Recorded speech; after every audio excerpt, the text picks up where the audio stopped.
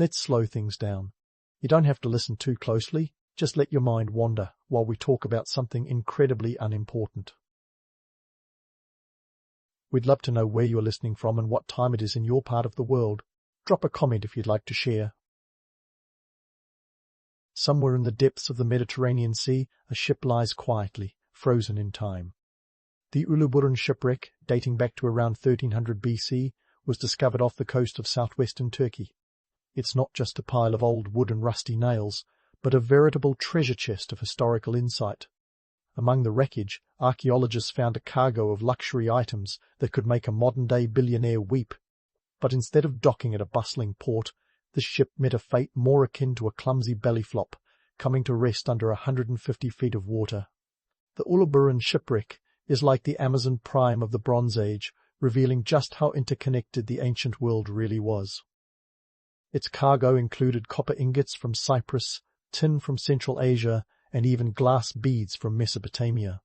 Imagine discovering a shipment today that includes iPhones from China, spices from India, and cheese from France all in one place.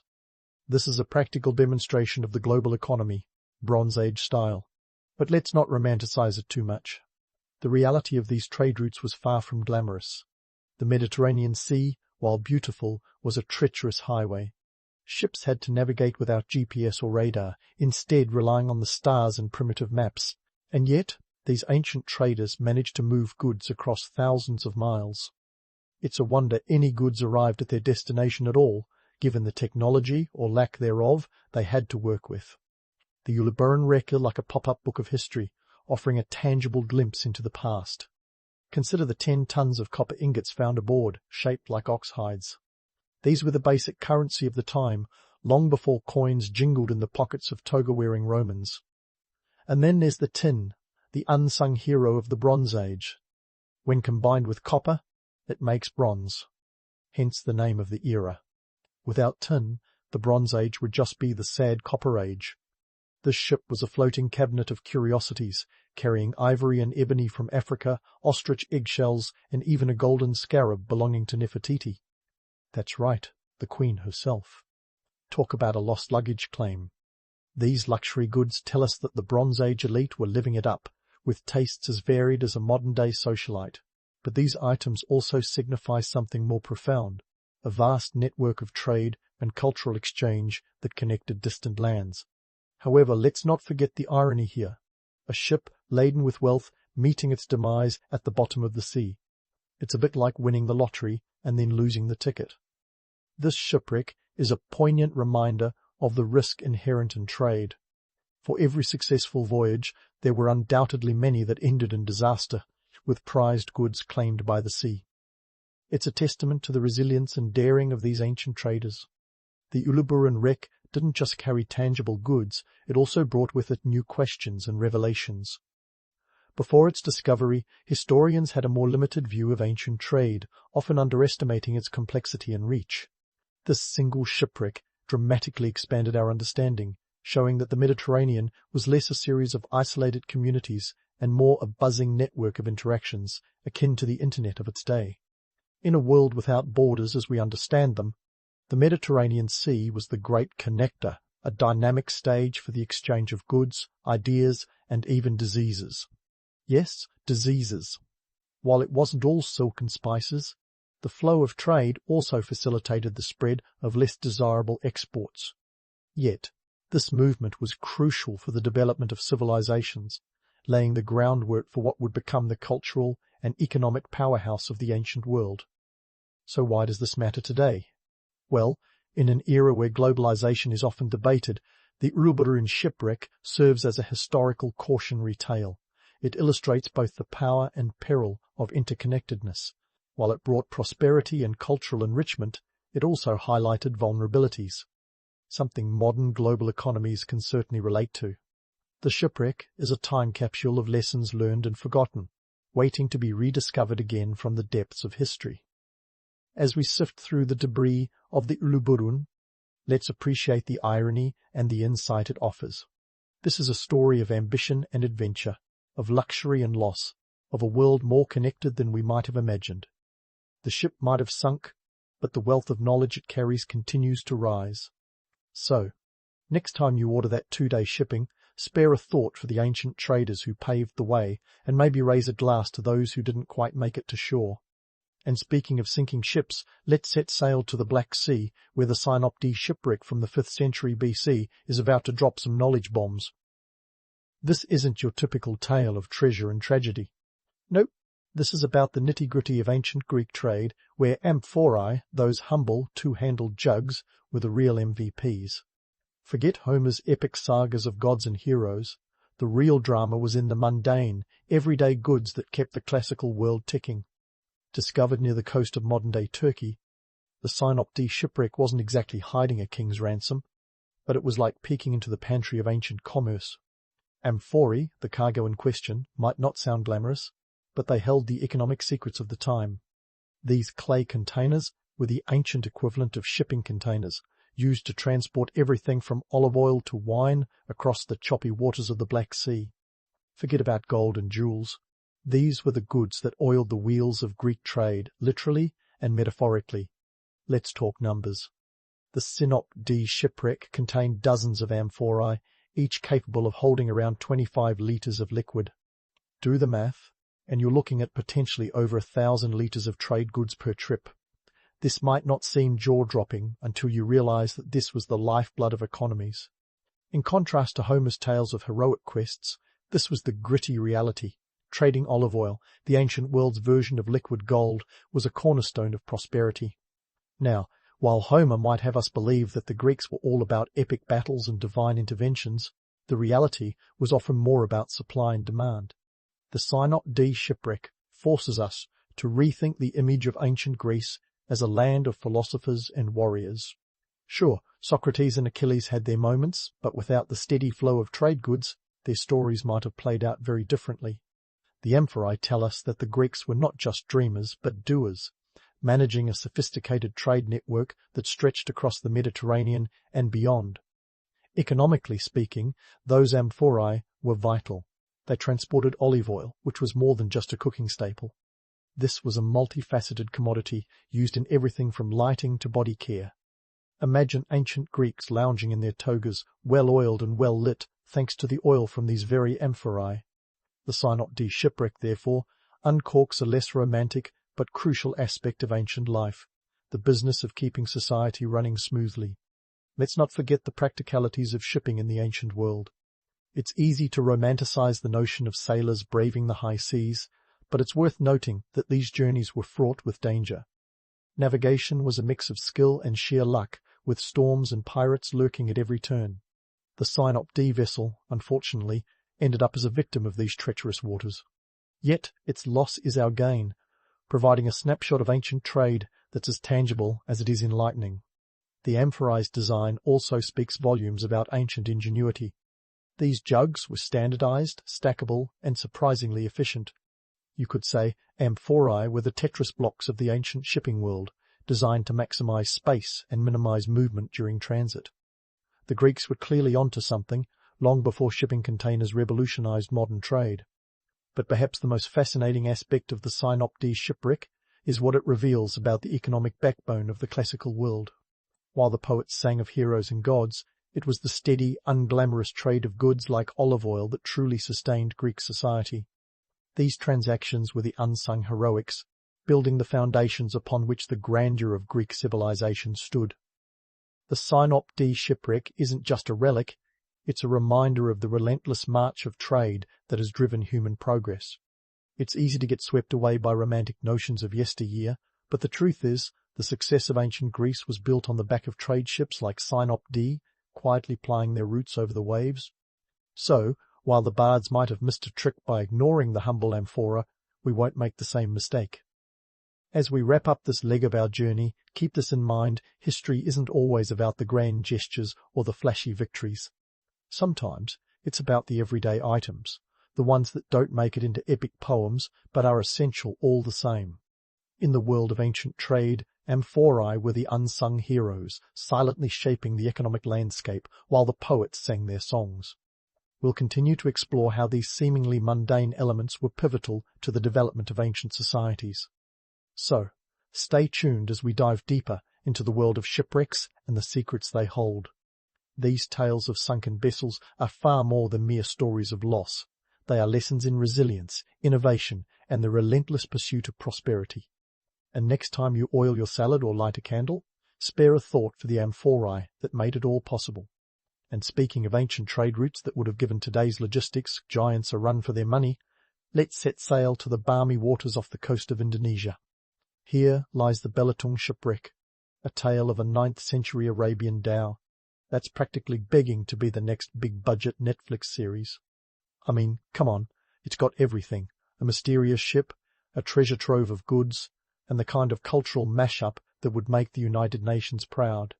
Discovered in 1998 by fishermen near Belitung Island, this shipwreck is like a snapshot of the maritime Silk Road at its peak. Now, before you picture a road paved with silk, let's clarify. The Silk Road wasn't just a path or a single route. It was a sprawling network of trade routes, both over land and sea, that connected the east and west long before Marco Polo fancied a journey. The Belitung shipwreck story begins in the Abbasid Caliphate, a place bustling with merchants who were the Jeff Bezos of their time, minus the space rockets.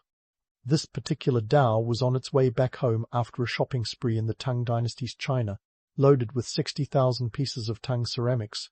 Yes, you heard that number right. That's enough dinnerware to set the table for a banquet that could make the Met Gala look like a casual brunch. These ceramics weren't just pretty plates, though. They were the Instagrammable goods of their day, highly sought after in the Middle East and beyond. But ceramics aren't all this vessel carried. Picture this: aromatic spices, luxurious silver, and gold coins, all tucked away in the ship's hull. It was like an ancient, duty-free shop on water. This cargo tells us that the trade wasn't just about goods, it was a vibrant exchange of culture and ideas. Traders from the Islamic world and the Tang dynasty weren't just swapping ceramics for spices. They were exchanging philosophies, technologies, even fashion trends. Imagine a Tang merchant rocking Abbasid-style robes. That cultural crossover is what kept the ancient world spinning. Now, you might be wondering why ceramics were such a big deal. Well, during the Tang dynasty, Chinese ceramics were the crème de la crème. The Belitung wreck revealed Changsha ware, a type of stoneware that was mass-produced but still managed to be the epitome of style. The appeal of these ceramics lay not just in their functionality but in their artistic flair. They were like the Apple products of their day, sleek, desirable, and a status symbol. But let's not get too starry-eyed about this tale. Sailing the maritime Silk Road wasn't all smooth seas and sunny skies. This journey was the equivalent of a roller coaster ride with no safety bars. The ship had to navigate the treacherous waters of the Java Sea, where storms and underwater hazards were the norm. And let's not forget the ever-present threat of pirates, because what's a good trade story without a few swashbucklers? The Belitung wreck brought to light a harsh economic reality too. This wasn't just a simple swap of goods for currency. The shipping business was fraught with financial risk. The ship's owner had likely invested a small fortune in the cargo, hoping to flip it for a tidy profit back home. But as the ship met its watery fate, that investment sunk with it. A stark reminder that trade was a gamble, one where the stakes were as high as the crests of the waves they sailed. Yet the impact of the shipwreck ripples through history. The discovery of the Belitung shipwreck dramatically reshaped our understanding of the maritime Silk Road's scope and significance. It confirmed that the network was a bustling avenue for international commerce and cultural exchange. The ceramics and coins found on the ship illustrate a world far more interconnected than previously imagined. A world where goods, ideas, and even diseases traversed vast oceans, shaping civilizations in their wake. So why isn't this story a Netflix series yet? It's got all the hallmarks of a blockbuster, exotic locations, ancient trade empires, cultural exchanges, and a shipwreck that changed the course of history. Add a dash of drama, a sprinkle of intrigue, and a healthy serving of historical context, and you've got yourself a hit. As we dive deeper into the Belitung shipwreck's tale, let's appreciate the irony and the insight it offers. This isn't just a story of lost cargo, it's a testament to the resilience and ambition of traders who dared to connect the far corners of the earth. The ship may have sunk, but the wealth of knowledge it carries continues to rise, offering us a glimpse into a world where trade was both a bridge and a battleground. In the end, the Belitung wreck is more than just a collection of artifacts. It's a narrative of ambition and adversity, of luxury and loss. It's a story that reminds us of the power and peril of global trade, a lesson as relevant today as it was a millennium ago. So, as we navigate our own interconnected world, let's take a page from history and remember the daring traders of the past who took risks in the name of progress. And as the tale of the Belatongue shipwreck sails on, we find ourselves poised to explore even more about the Silk Road's watery expanse. Stay tuned as we plunge further into the depths of ancient maritime adventures, where the tides of trade and the winds of change continue to shape the course of history. As the sails of our historical journey catch the wind, we now steer toward the tale of the Mary Rose, a Tudor warship that sank with more drama than a Shakespearean tragedy. This ship was Henry VIII's pride and joy, a floating fortress meant to showcase England's naval might. But spoiler alert, it met a watery demise in 1545 during a battle against the French, proving that even the grandest of vessels can fall victim to the perils of the sea and perhaps a touch of human error. Now, let's set the scene. Picture the Solent, a stretch of water off the south coast of England, teeming with ships. The Mary Rose, named perhaps after Henry's sister Mary and his favourite flower, the Tudor rose, was a beast of a ship. At 32 metres long and boasting 91 guns, she was a force to be reckoned with. But here's where the romance starts to unravel. Despite her intimidating facade, the Mary Rose faced some pretty hefty technological and logistical challenges, ones that would make even the most seasoned mariner break into a cold sweat. The ship's design was ambitious but flawed. It was a product of its time, an era when shipbuilding was more art than science. The Mary Rose had been refitted several times to accommodate heavier cannons, but this made her top-heavy and unstable. Think of it as trying to balance an elephant on a seesaw, not exactly a recipe for smooth sailing. And while we love to imagine naval battles as epic duels on the high seas, the reality was often far less glamorous. Let's talk numbers. The Mary Rose's crew consisted of about 500 men, crammed into a space that makes your average studio apartment look palatial. These sailors lived in harsh conditions, sleeping on the gun deck with cannons as their bunkmates. Hygiene was a luxury disease, and malnutrition were constant threats. It's a wonder anyone survived long enough to even see battle. And what about those legendary naval skirmishes? Well, they were less about strategic brilliance and more about organized chaos. The Mary Rose was equipped with longbows, crossbows, and an array of guns, but the accuracy of these weapons was questionable at best. Historical accounts reveal that the ship's guns were often fired at point-blank range, because in the chaos of battle, hitting your target was as much about luck as it was about skill.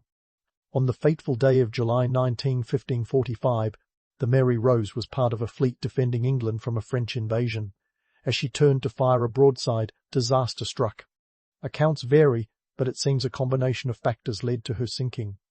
Some say a gust of wind caught her sails at just the wrong moment, causing her to heel over and take on water. Others suggest that gun ports were left open, allowing the sea to rush in. It's even been suggested that the crew's inexperience played a role. Whatever the cause, the Mary Rose sank with tragic swiftness, taking most of her crew with her. So, where's the myth-busting here? Well, the Mary Rose is often romanticized as a symbol of Tudor naval prowess, but her sinking reveals the stark reality of 16th-century naval warfare. This wasn't a tale of heroism. It was a sobering reminder of the technological limits and the harsh conditions faced by those who served at sea. The wreck of the Mary Rose, discovered in 1971 and raised in 1982, is a time capsule of Tudor life, providing invaluable insight into the period's naval practices, warfare, and daily life. Among the artifacts recovered were longbows, shoes, and even a backgammon set, offering a glimpse into the lives of the men on board. The ship's contents tell us about the social hierarchy, with officers dining on pewter plates, while the common sailors made do with wooden bowls. And let's not forget the personal items like combs and nitpicks that paint a picture of personal grooming primitive by today's standards, but essential for survival in cramped quarters. The Mary Rose's story is a poignant blend of ambition and tragedy, a testament to the human spirit's drive to conquer the seas despite overwhelming odds. It also serves as a reminder of the perils that come with pushing the boundaries of technology, a lesson as relevant in our age of rapid innovation as it was in Henry VIII's time. As we navigate the waters of history, let's appreciate the lessons the Mary Rose imparts. She may have sunk, but her story continues to rise from the depths, offering us a window into a world where the romance of the sea was tempered by the cold reality of its dangers. And as we prepare to sail onto our next tale, remember that history's most captivating stories often lie not in the triumphs but in the tragedies, where human error and ambition collide on the open sea. So, stay tuned as we chart a course for the next chapter in our voyage through the annals of shipwrecks and the secrets they unveil. The tales of sunken ships are far more than mere stories of loss. They are chronicles of resilience, innovation, and the relentless pursuit of knowledge. And as we continue our exploration, let's keep in mind that the true treasure of history lies in the lessons it offers, buried beneath the waves and waiting to be discovered anew. And just like that, from the salty shores of England, we sail north to Sweden, where another grand naval misadventure awaits. Meet the Vasa, a 17th century warship that took the concept of a maiden voyage to a whole new level of disaster. Launched in 1628, the Vasa was supposed to be the pride of the Swedish Navy, a floating symbol of power and prestige. Instead, it became a lesson in what happens when political ambition outpaces good engineering sense. Let's set the stage. King Gustavus Adolphus of Sweden was in the middle of the 30 Years' War, itching to flex some maritime muscle. With the need to boost Sweden's naval supremacy, the Vasa was commissioned as a formidable force, brimming with cannons and intimidation. Except there was just one tiny problem. The ship was about as stable as a toddler on roller skates. Despite this, political pressure was mounting like a Swedish meatball avalanche, and the rush to launch was on. The Vasa was a beast of a ship, measuring 69 meters in length and armed with 64 cannons. It was like a floating fortress, intended to strike fear into the hearts of enemies and admiration from allies. But here's where things got a bit wobbly, literally. The ship was top-heavy, thanks to those cannons, and an ambitious design that prioritized aesthetics over seaworthiness. Engineers and builders tried to raise concerns, but in an era where questioning royal decisions could land you in hot water, or worse, the shipbuilders' warnings were ignored like a pesky fly at a picnic. On August the 10th, 1628, the Vasa set sail from Stockholm harbour with much fanfare. The wind filled its sails, the crowd cheered, and for a brief moment everything seemed glorious. But soon enough, reality came knocking. Just 1,300 meters into its journey, barely out of sight of the crowd, the Vasa capsized and sank, taking with it an estimated 30 souls. Talk about a splashy debut. The ship went down in a puff of gunpowder and an almighty gasp of disbelief, leaving a trail of red faces and angry monarchs in its wake. So, what went wrong? In a word, hubris. The Vasa's design was a victim of over-ambition and political pressure. The king demanded a ship that could carry more firepower than any other, but the technology of the time simply couldn't support such lofty dreams. Swedish shipwrights, talented though they were, had never built anything quite like it before. The lack of stable design guidelines, combined with the rush to launch, created a perfect storm that even the most skilled sailors couldn't navigate. Now, let's unpack the economic and political implications. The Vasa's failure was a costly blunder, both in terms of treasure and prestige. The ship was an expensive venture, with costs equivalent to several $1 million in today's currency. Its sinking was a major blow to Sweden's naval ambitions, and a stark reminder that even the most formidable plans could be undone by the simplest of oversights. In the aftermath, an inquiry was held to determine who was responsible. It's like a 17th century version of a corporate audit, only with much higher stakes. Despite the finger-pointing, no one was officially blamed, perhaps because the blame lay in the very fabric of the project's conception. An overzealous drive to outdo rivals without the practical foundation to back it up. Yet, the Vasa's story didn't end in tragedy. Salvaged in 1961, after more than 3 centuries underwater, the ship was remarkably preserved, offering historians a rare slice of maritime history. It was like finding an intact time capsule, complete with tools, clothing, and even human remains. The Vasa became a treasure trove of information, shedding light on shipbuilding practices, 17th century life, and the perils of ignoring engineering fundamentals. The vase's legacy is a sobering testament to the dangers of letting ambition steer the ship without a compass of practicality. It serves as a cautionary tale in the annals of history, a reminder that innovation demands respect for the laws of physics and a nod to the wisdom of experience. Its story is a blend of grandeur and folly, illustrating the timeless tension between vision and reality.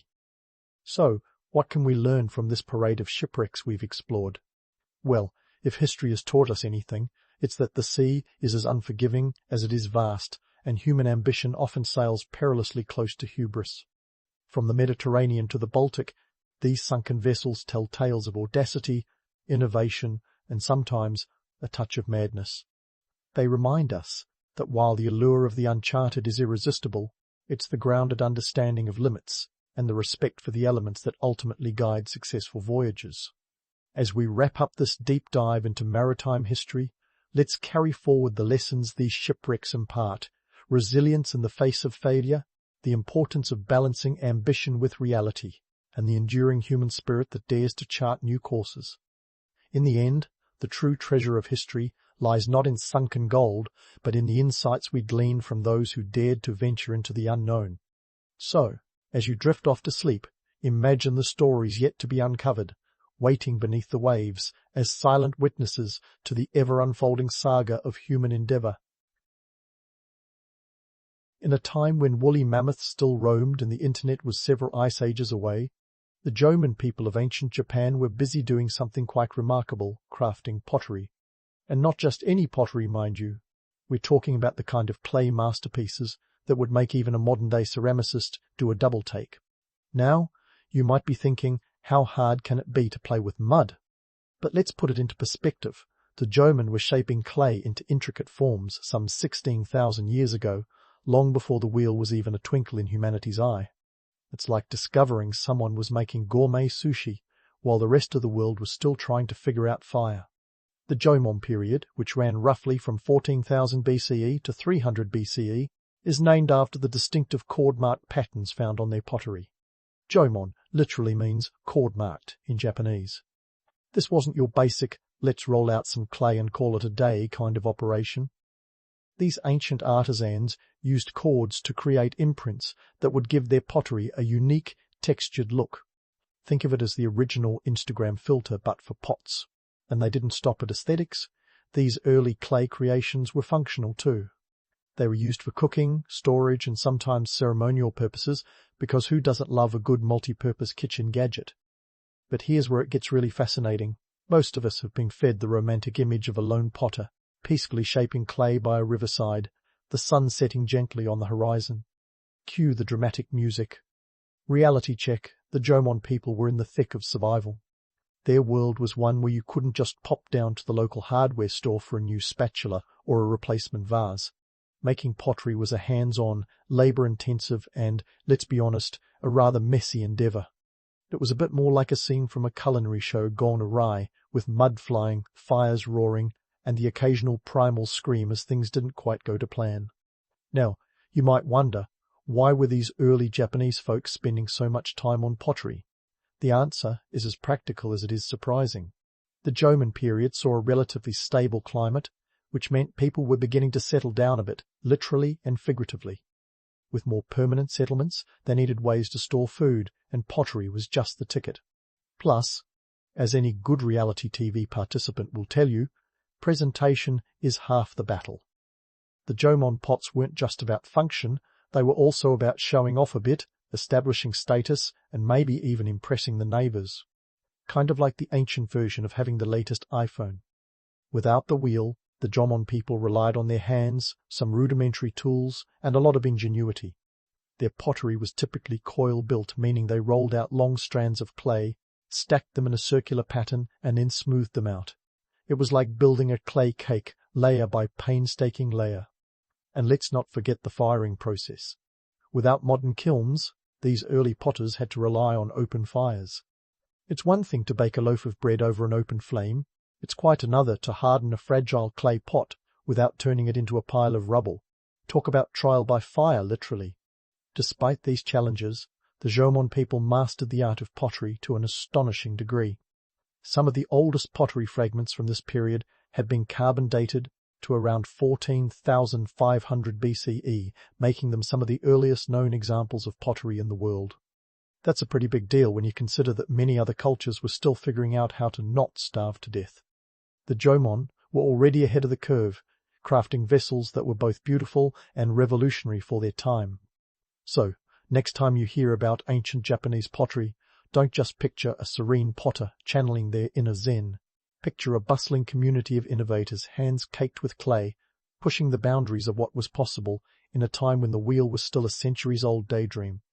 The Jomon didn't just make pots, they laid down the groundwork for thousands of years of ceramic art and culture. They showed us that even in the Stone Age, humanity was capable of so much more than mere survival. They were creators, risk-takers, and artists, and their legacy is still with us today, in every piece of pottery that graces our tables or adorns our shelves. From the intricate artistry of the Jomon pots, we leap into the Yayoi period, around 300 BCE, where pottery took on a more practical, no-nonsense vibe.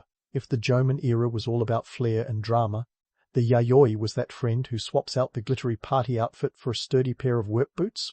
The pottery that emerged during this time was less about catching the eye and more about catching dinner. The shift towards utilitarian designs was fueled by a socio-economic revolution that would make even the most ambitious startup founder nod in appreciation. Let's set the scene. Japan was waving goodbye to its hunter-gatherer past and saying a hearty hello to agriculture. With rice paddies springing up faster than you can say arborio, the Yayoi people were rolling up their sleeves and settling into a new way of life. And here's the kicker. With agriculture came trade, and with trade came economy. Suddenly, pottery wasn't just a showpiece. It was a key player in a growing market that was all about survival and efficiency. Now, let's talk shop. The Yayoi pots were built for function, not fashion. Gone were the elaborate cord-marked designs, replaced by simple, smooth surfaces that were easier to produce and more suitable for their new role. Think of them as the IKEA of ancient pottery, minimalist, functional, and designed for everyday use. These pots were the workhorses of the kitchen, perfect for cooking and storing the staple crop of the era, rice. Surprise, surprise. Turns out that the Japanese obsession with rice started long before sushi became a global sensation. The Yayoi period saw the introduction of the potter's wheel, a game-changer that revolutionized the pottery-making process. The wheel allowed for faster production and more uniform shapes, which was crucial as communities grew and the demand for durable kitchenware skyrocketed. If the Jomon period was the slow food movement of pottery, the Yayoi was all about fast and efficient. No time to waste when there's rice to be harvested and traded. And speaking of trade, let's not underestimate the economic boom it brought. Pottery became a hot commodity, exchanged not just locally but also with the Korean peninsula and China. This wasn't just about swapping goods, it was about laying the foundation for a complex trade network that would eventually shape Japan's socio-economic landscape. Pottery, once a mere vessel, was now a symbol of economic progress and cultural exchange. But before we get too misty-eyed about this pottery revolution, let's bust a myth or two. The romantic notion of pottery as purely artistic expression doesn't quite hold water here. Sure, there was still beauty to be found in the simple elegance of a Yayoi pot, but these vessels were more about practicality than poetry. They were tools of the trade, literally essential for storing the crops that fed growing communities. In a world where survival depended on the successful cultivation and storage of food, a well-made pot wasn't just nice to have, it was a necessity. In this light, the Yayoi period pottery tells a story of adaptation and ingenuity. The shift from decorative to utilitarian wasn't just about changing tastes, it was a response to the demands of a new economic reality. As agriculture became the backbone of society, pottery evolved to meet the needs of the day, proving that necessity truly is the mother of invention. And let's not forget the social dynamics at play. The agricultural boom led to the rise of social hierarchies, with wealth and power increasingly tied to land ownership and crop production.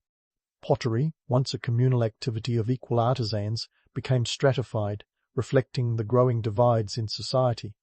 High-status individuals might have had access to the finest pots, perhaps with a touch more flair, while the average farmer was content with something sturdy and unadorned. It's a tale as old as time, even in ancient Japan. Status was something to be displayed, and pottery played its part. So, as we transition into the Yayoi period, we find a fascinating blend of economic necessity and social evolution. Pottery, once a canvas for artistic expression, became a crucial component of daily life and a marker of societal change. This evolution wasn't just about pots, it was about people, survival, and the ever-changing dance of culture and economy. The story of Yayoi pottery is a testament to the resilience and ingenuity of a society adapting to a new world, one clay pot at a time. Stay tuned as we delve deeper into this tale of transformation, exploring how these changes set the stage for future developments in Japanese culture and society. As always, there's more to uncover, more myths to bust, and more stories to tell. As we leap from the practicality of the Yayoi era into the intricate dance of the Kofun and Asuka periods, it's like swapping your reliable old sedan for a sports car. Sure, the sedan got you from A to B, but now we're talking speed, style, and a dash of political intrigue. Buckle up, because from 300 to 710 CE, Japan's pottery game got a turbo boost thanks to some cross-cultural pollination and a little bit of good old-fashioned espionage. Now, you might think of cultural exchange as a noble meeting of minds, scholars swapping scrolls over a cup of sake. Reality check, it was more like a frenetic game of geopolitical chess, with Korea and China as key players.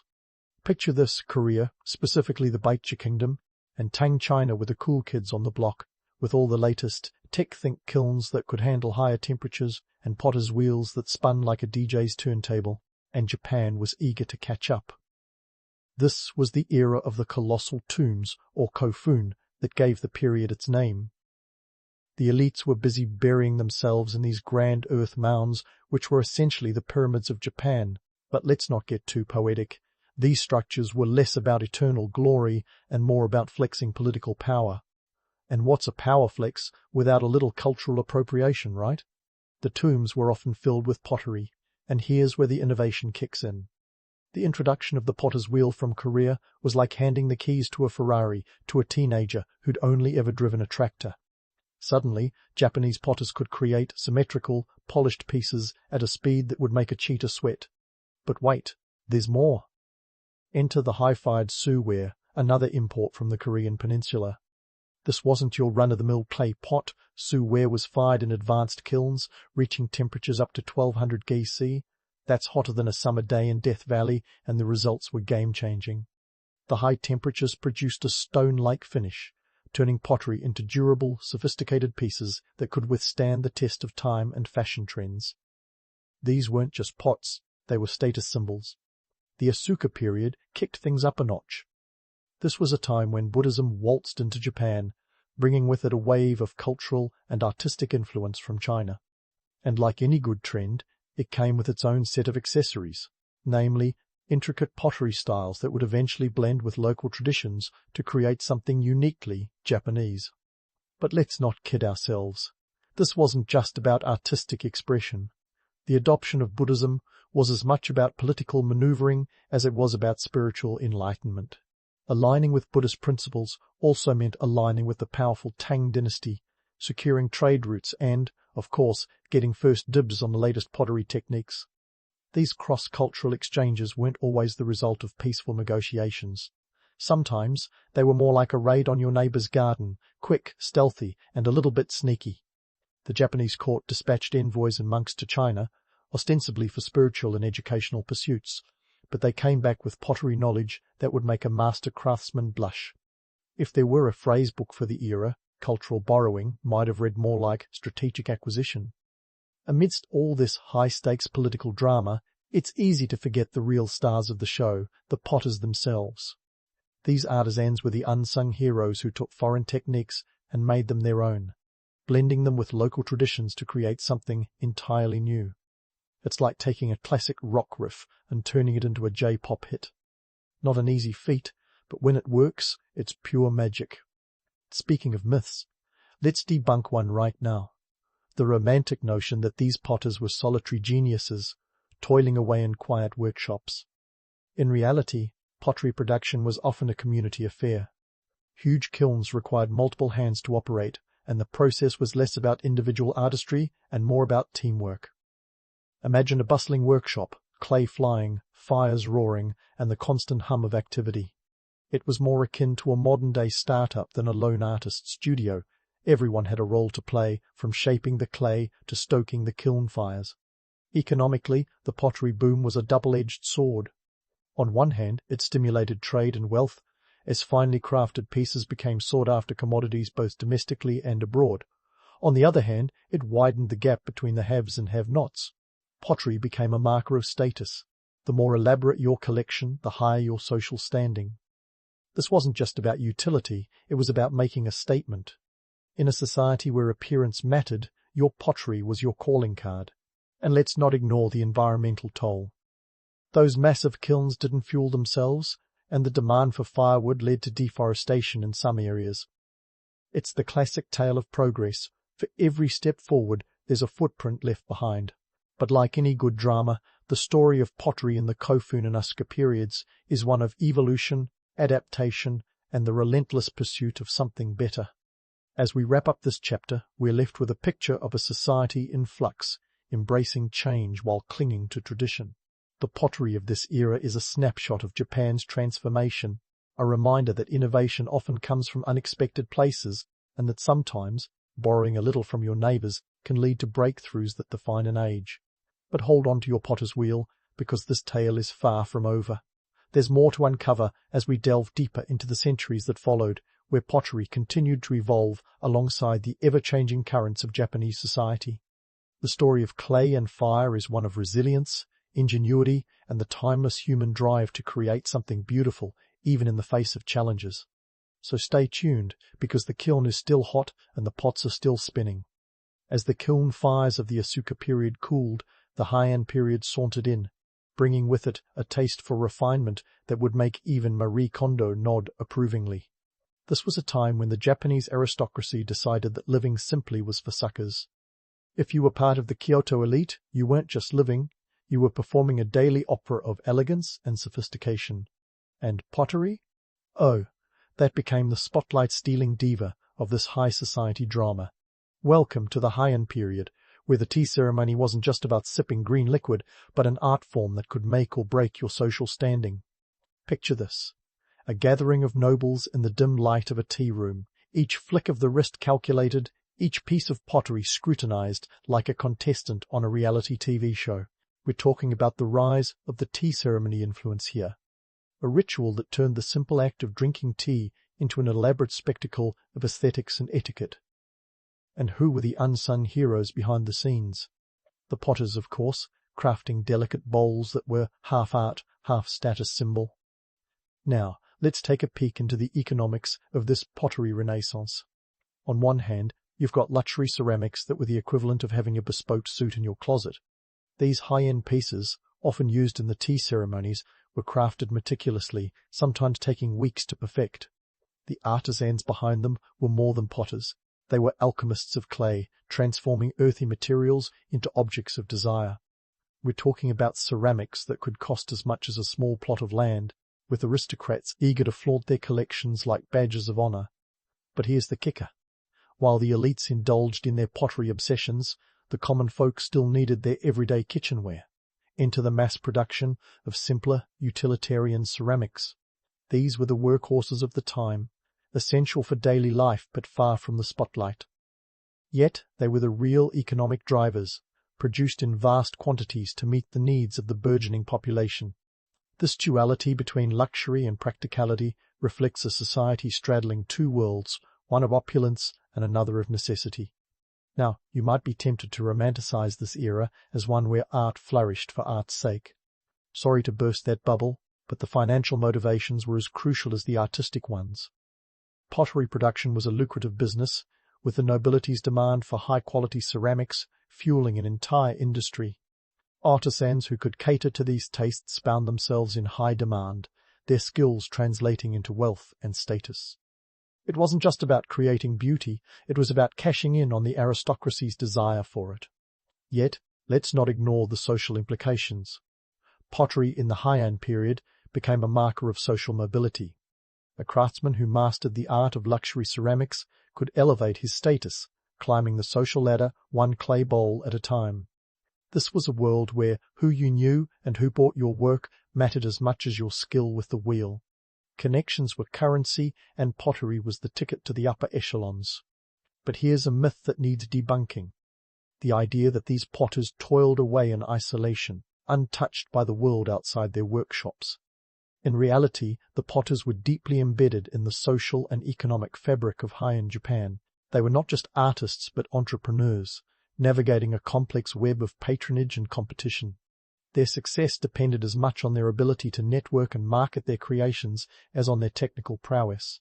It was a world where artistry and commerce went hand in hand, each influencing the other in a delicate dance of supply and demand. Let's not forget the political backdrop. The Heian period was marked by the Fujiwara clan's dominance, with their grip on power as firm as a potter's on his clay.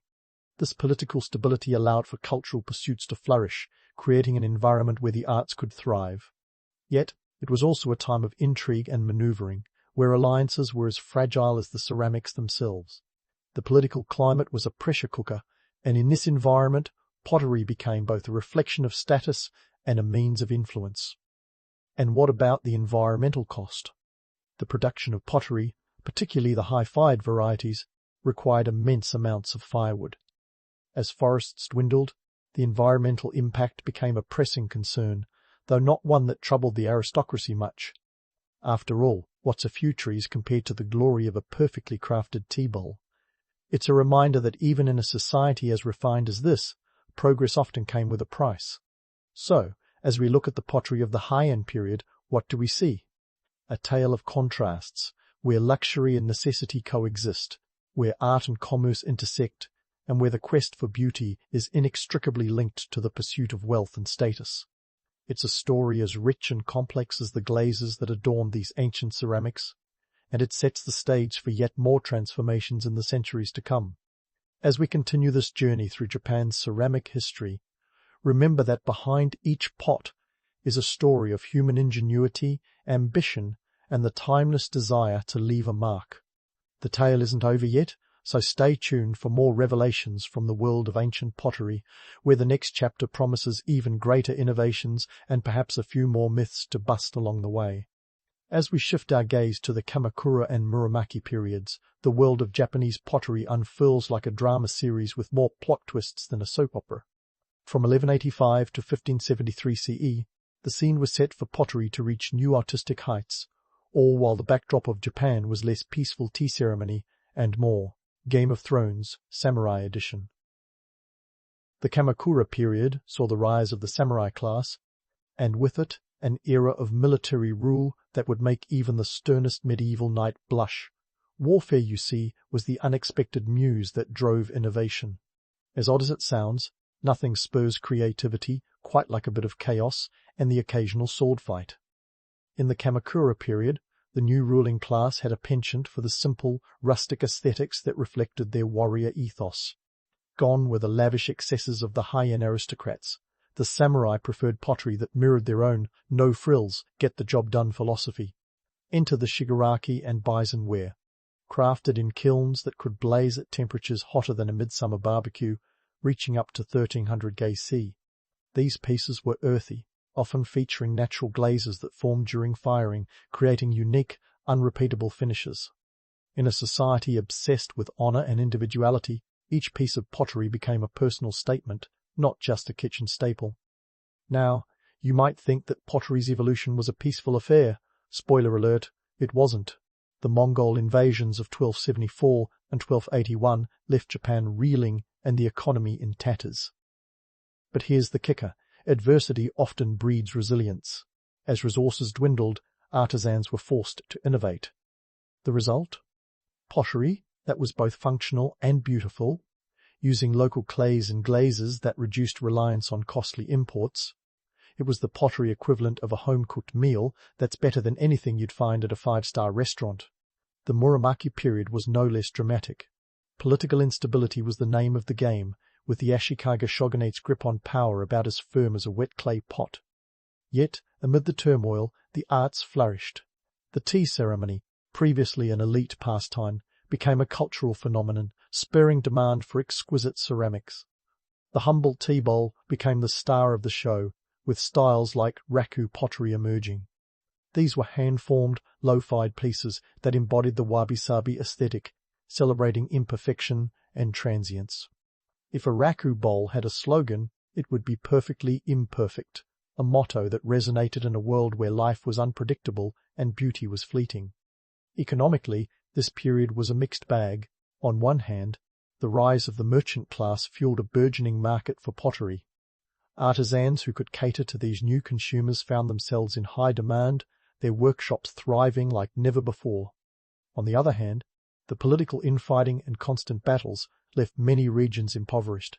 The potters, caught in the crossfire, had to be both artists and shrewd business people, navigating a landscape where alliances could shift as quickly as a potter's wheel. And let's talk about the myth of timeless beauty. It's tempting to see these pieces as transcendent, untouched by the vagaries of history. But the truth is, every pot carries the imprint of its time and place. That serene tea bowl you admire? It was born from conflict, shaped by necessity, and fired in the kilns of change. Each piece is a testament to survival, resilience, and the human capacity to create, even when the world around is in turmoil. So, as we wrap up our journey through the annals of Japanese pottery, what lessons do we take away? For starters, that art and conflict are strange but frequent bedfellows. The chaos of the Kamakura and Muromachi periods didn't stifle creativity, it fueled it. Pottery became a canvas for innovation, reflecting the shifting sands of social, economic, and political life. It's a reminder that beauty often emerges from adversity, that the most enduring art is forged not in times of peace, but in the crucible of struggle. The legacy of Japanese pottery is more than just clay and glaze. It's a chronicle of human endeavor, an ongoing dialogue between past and present. Each pot, each bowl, is a historical document capturing the essence of the era in which it was crafted. They tell stories of survival, adaptation, and the relentless pursuit of something greater than mere existence. As we gaze upon these ancient ceramics, we're not just looking at objects of art, we're peering into the soul of a culture, one that's as complex and captivating as the pottery it produced. And so, as the kiln fires of history dim, we're left with a profound appreciation for the artisans who dared to mould the earth into something extraordinary. Their legacy is etched in every curve, every glaze, every imperfection that tells a story far richer than any textbook. In the end, the story of Japanese pottery isn't just about pots and plates, it's about people, passion, and the timeless dance of creation and change. And that's a story worth remembering long after the last shard of clay has crumbled to dust. If you found yourself wandering through the rolling hills and dense forests of Iron Age Europe, you'd quickly realize that Celtic tribes had a rather dazzling obsession with shiny metal. These ancient folks weren't just twiddling their thumbs, they were busy transforming chunks of metal into intricate works of art. Picture a world where a sword could fetch you more than a cow. Yes, you heard that right. In today's terms, that's like trading a laptop for a luxury car. Let's dive into this shimmering world where iron, bronze, and gold weren't just materials, they were like the ancient equivalent of a AAA-rated stock portfolio. The Celts, scattered across regions that now make up parts of modern-day Ireland, Britain, France, and beyond, were masters of metal. By the 5th century BCE, they had spread their influence all over Europe, and their metalwork was a testament to their artistic prowess and economic savvy. These tribes didn't have Instagram, but if they did, their feed would be flooded with close-ups of gleaming torques, swords, and shields. Their love for metal wasn't just about aesthetics, it was a status symbol, a demonstration of power and wealth. In a society where the barter system was king, owning a finely crafted sword or a dazzling neckpiece was like driving a Ferrari down the autobahn. The materials of choice were iron, bronze, and gold. Iron was the workhorse, bronze was the reliable sidekick, and gold was the showstopper. Iron, in particular, was revolutionary. It was stronger and more durable than bronze, allowing for sharper, more effective tools and weapons. The Celts' knack for ironwork propelled them to the top of the ancient food chain, giving them a fearsome reputation in the battlefield and a respected seat in the marketplace. Bronze, an alloy of copper and tin, was the gold standard before iron took over. It was more malleable than iron, which made it ideal for intricate designs and artistic expressions. Celtic artisans wielded their hammers and anvils with the precision of neurosurgeons, creating spirals, knots, and swirling patterns that were as mesmerizing as they were complex. These designs weren't just for show, they told stories, conveyed status, and were imbued with cultural significance. Then there was gold, rare, radiant, and revered. Gold was the material of choice for ceremonial items and high-status objects. The Celts' goldsmiths were like today's luxury watchmakers, crafting pieces that were not only beautiful, but also symbols of immense power and influence. The presence of gold in a tribe's collection was a neon sign flashing, "We've got wealth and power," to anyone who laid eyes on it. Now let's talk about the techniques that turned these raw metals into art. The Celts didn't have the luxury of modern machinery, but they did have skill, patience, and a bit of ingenuity. They employed techniques like casting, where molten metal was poured into molds, and forging, where metal was hammered and shaped into its final form. There was also repoussé, an art of hammering metal into relief from the reverse side. These methods were passed down through generations, each artisan adding their own flair and innovation. Economically, metalwork was the backbone of Celtic society. It was a commodity and a currency, a medium through which wealth and power were displayed and exchanged. In the absence of minted coins, objects like swords and torques were traded for livestock, land, and other goods. The value placed on these items was immense. After all, a single sword, artfully crafted and battle-ready, could be worth more than a herd of cows. That's right, give a Celt a choice between livestock and a gleaming weapon, and you could bet they'd go for the one that could fend off a raid or conquer new territory. Socially, metalwork was a form of communication. The designs and motifs carried meanings, tales, and traditions. They were a visual language that conveyed identity, status, and allegiance. When you wore a Celtic torque around your neck, it wasn't just a fashion statement. It was a declaration of your place in the social hierarchy, a testament to your tribe's artistic legacy, and perhaps a nod to the gods. As we peel back the layers of Celtic metalwork, it's clear that this wasn't just about creating pretty objects. It was about crafting a legacy, forging connections, and wielding influence. The Celts' mastery of metal was a testament to their creativity and adaptability, qualities that allowed them to thrive in a world where the glint of metal wasn't just eye-catching, it was essential. So, let's step into the political arena of the ancient Celts, where metalwork wasn't just an art form, it was a weapon of political maneuvering and social stratification. Think of tribal leaders as the original influencers, their status not measured by followers, but by the gleam of their bronze and gold. These leaders wielded metalwork like a scepter, a visible testament to their power and authority, a tangible promise of protection and prosperity to their followers. The Celtic tribes, scattered across a patchwork of territories from the British Isles to the Gallic lands, were a tapestry of alliances and rivalries. Leaders needed to project strength, and what better way than through a dazzling display of metalwork? A chieftain with a magnificent torque wasn't just making a fashion statement. He was declaring, "Look at me, I can afford luxury." A crucial message when trying to keep your tribe united or woo potential allies. These leaders were the ancient equivalents of social media moguls, using their bling to broadcast their clout across the landscape. Now, if you're imagining Celtic warriors charging into battle with gleaming swords and perfectly polished armor, hold that thought. There's a bit of myth-busting to do here. The romanticized image of the noble savage, decked out in perfectly maintained gear, clashes with reality. Sure, they had impressive weapons and ornate armor, but rust was a relentless enemy. Maintaining a sword in pristine condition was a full-time job. And armor? Well, it was more about status than practicality. The truth is, a lot of what we think of as Celtic armor would have been spectacularly uncomfortable and not particularly effective in a prolonged fight. And then there are the legendary Celtic chariots, the sports cars of the ancient world. They were more than just war machines. They were platforms for showing off. Picture a tribal leader rolling into a gathering with a chariot, its metal fittings catching the light, signaling power and wealth. Yet, beyond the glamour, these chariots required constant upkeep.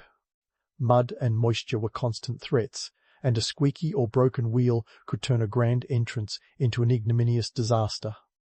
Let's turn our gaze to the written accounts of the Celts, particularly those penned by the Romans. Ah, the Romans, the original spin doctors. These folks were the masters of propaganda, painting the Celts as both fearsome and barbaric. Caesar himself wrote about the Celts in his Commentari de Bello Gallico, describing their art and craftsmanship with a mixture of admiration and disdain. While he acknowledged their skill, he often presented it as primitive compared to Roman sophistication. But let's not forget, the Romans had an agenda. They needed to justify their conquests after all. So, take their words with a grain of ancient salt, perhaps the size of a gold nugget. Economic factors also played a pivotal role. Celtic tribes were part of a vast trade network stretching across Europe. Metalwork wasn't just for show, it was a currency. A well-crafted sword or a striking piece of jewelry could be bartered for goods, services, or even political favours. The Celts' prowess in metalwork made them key players in the economic landscape of the time, their craftsmanship a sought-after commodity. In essence, Celtic metalwork was a language spoken across Europe, a dialect of power and prestige. It was a story told through spirals and knots, each piece a chapter in the ongoing saga of tribal politics and personal ambition. As we dissect the layers of this artistry, we're reminded that history is rarely as polished as the objects it leaves behind. Instead, it's a complex narrative of human ambition, frailty, and the eternal quest for status, whether through a gleaming talk or a well-maintained Instagram account. Stay tuned as we continue to unravel the Celtic world, where art and ambition were inseparable, and where the gleam of metal was both a promise and a peril. Let's dive into the fiery world of Celtic artisanship, where the folks behind those gleaming swords and ornate talks were more like rock stars than mere craftsmen. These artisans were the unsung heroes, the backstage crew making sure the show went on. Imagine a life where your daily grind involved sweating over a forge, coaxing beauty from brute metal, and knowing that your creations would outlast you by centuries. No pressure, right? First off, forget the romantic notion of the solitary genius toiling away in a secluded hut. Celtic metalwork was often a team effort, with workshops that buzzed like a busy beehive. These weren't just places of work. They were social hubs where skills were shared, stories swapped, and, occasionally, rivalries brewed. Think of them as ancient co-working spaces, minus the artisanal coffee, but with plenty of fire and sparks. Training to become one of these metal magicians was no walk in the park. It was more like a lifelong apprenticeship. Young apprentices, often starting in their early teens, would learn the ropes, or rather, the hammers, from seasoned veterans.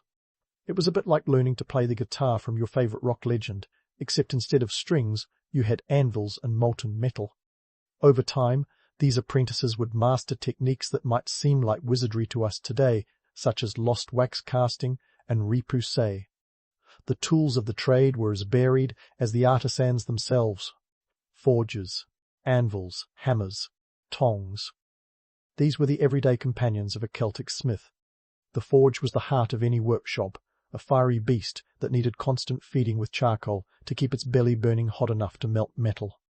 And let's talk about those temperatures. We're looking at 1500 GC for iron, hotter than your average volcano.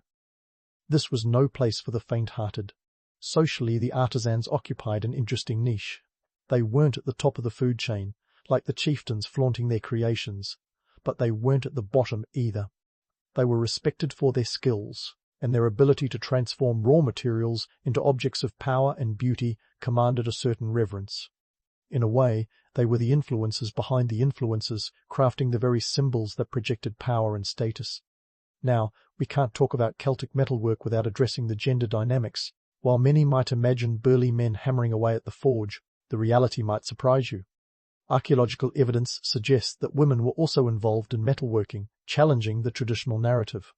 It's like finding out that your favorite rock band had a secret lead guitarist who also happened to be a woman.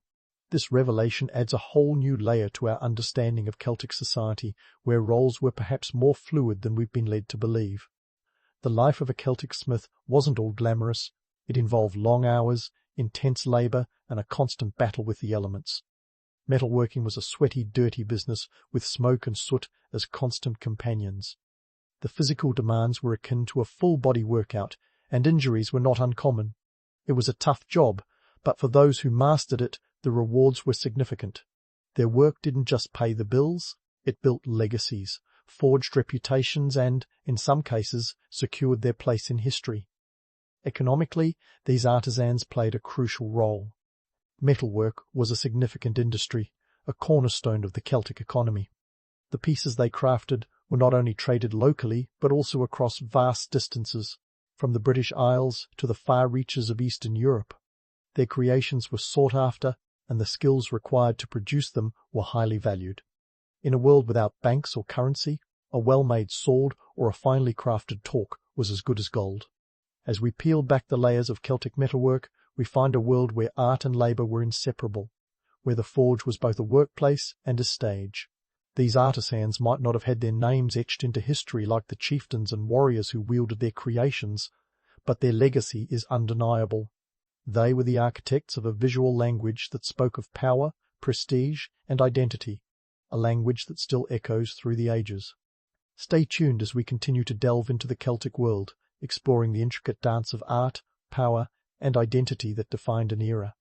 The story of these artisans is far from over, and as we move forward, we'll uncover more about their lives, their work, and the enduring impact they had on the world around them.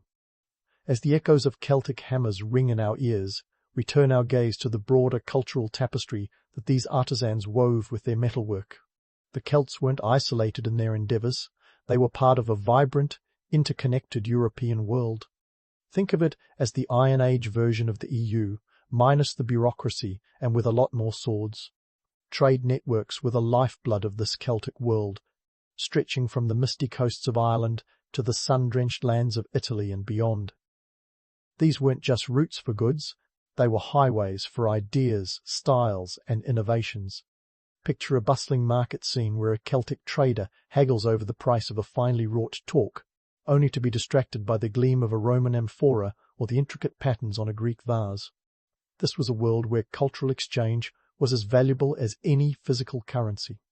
Celtic designs, famous for their spirals, knots, and swirling motifs, found their way into the art of their neighbours, influencing and being influenced in a continuous loop of creative exchange. The Celts were like the original influencers, setting trends that would ripple across Europe. Their metalwork wasn't just about making pretty objects, it was about telling stories and conveying complex ideas through art. Imagine a world where your bracelet is as much a conversation starter as your latest smartphone. Now, let's not get too swept away by the romantic notion of a carefree, artistic Celt. The economic realities of producing these metal masterpieces were far from idyllic. Crafting a single torque or sword was no small feat. It required resources, labour, and a keen understanding of metallurgy. The cost of acquiring raw materials like tin and copper, not to mention the labour involved in mining, smelting and crafting, was considerable. This wasn't a hobby, it was serious business. The Celts had to navigate the economic landscape as deftly as they wielded their hammers. A single sword could require weeks of labour from extracting the metal to the final polish. And let's talk about the cost. Just as today you might balk at the price of a high-end gadget, a Celtic artisan had to weigh the value of their creation against its potential return. In a barter economy, the stakes were high, and a miscalculation could mean the difference between prosperity and poverty. But why did it matter? What made these metal objects worth the sweat and toil? The answer lies in their dual nature as both art and currency. A well-crafted piece wasn't just a decoration, it was a statement, a status symbol, and a tangible expression of power. In a society where social standing was as volatile as the stock market, a gleaming torque or sword was an investment in one's future. As we explore the Celtic penchant for art and adornment, it's essential to bust a few myths. The image of the Celts as a carefree, nature-loving people with a penchant for pretty things doesn't quite capture the full picture. They were savvy operators, aware of the power dynamics at play and adept at using their craftsmanship to navigate the complexities of their world. Picture a Celtic chieftain trading a prized torque for an alliance or land. Every transaction was a calculated move on the chessboard of life. This brings us to the pop culture parallels that echo the past. Just as today's designers borrow from global influences to create fashion statements, the Celts were both trendsetters and trend followers. Their art lives on in the swirling patterns of Celtic tattoos, the intricate designs of modern jewellery, and even in the aesthetic of popular fantasy series that romanticize the past while borrowing liberally from its artistic heritage.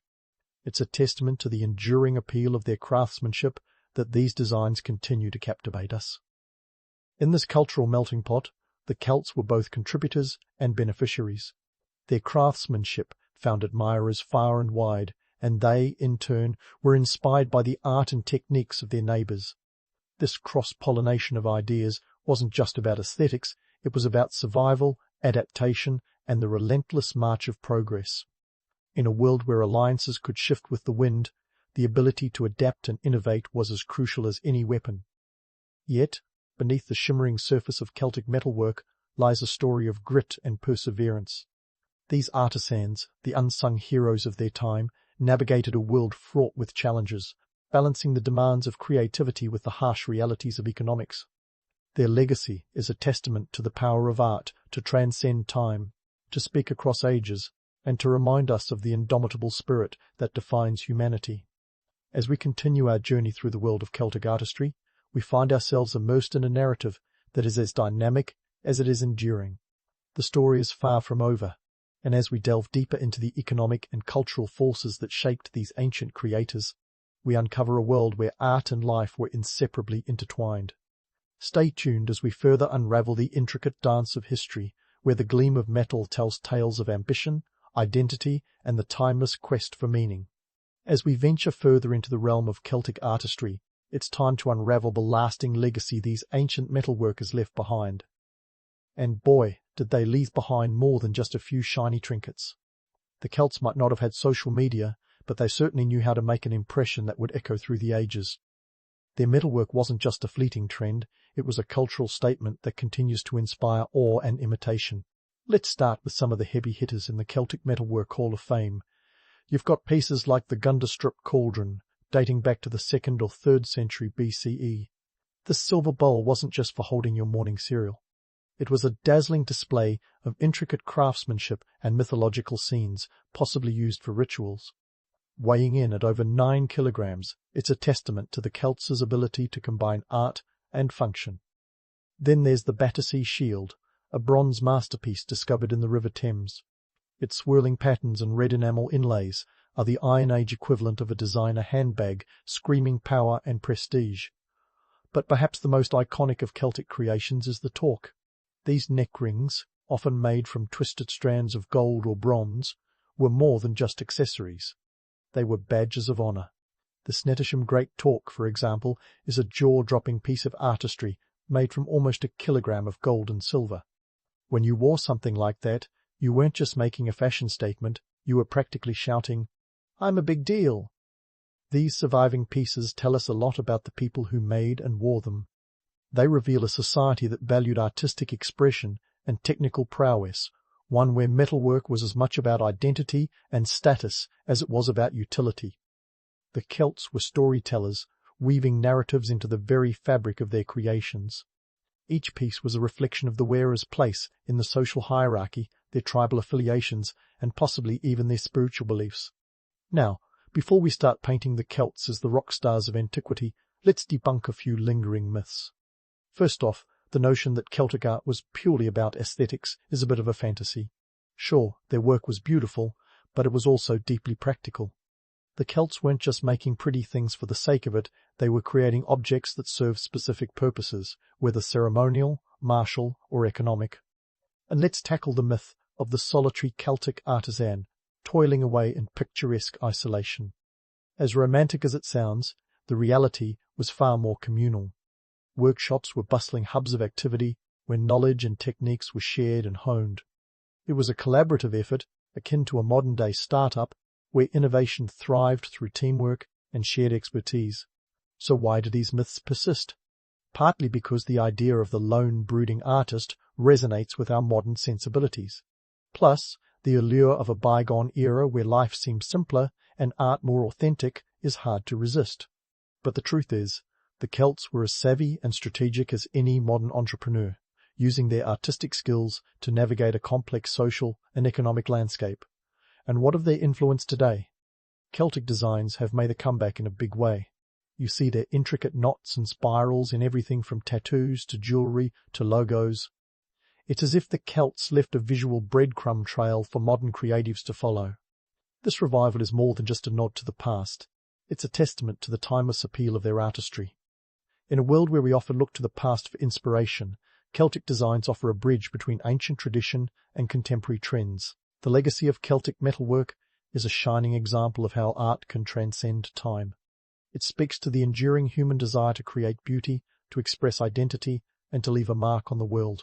The Celts may have lived over 2 millennia ago, but their impact is still felt today, echoing in the patterns we wear, the stories we tell, and the art we cherish. As we wrap up our journey through the world of Celtic metalwork, let's remember that the Celts were more than just artisans. They were innovators, trailblazers, and storytellers. Their work was a reflection of a vibrant culture that valued creativity and expression. And in a world where trends come and go, the enduring appeal of Celtic art proves that some things truly are timeless.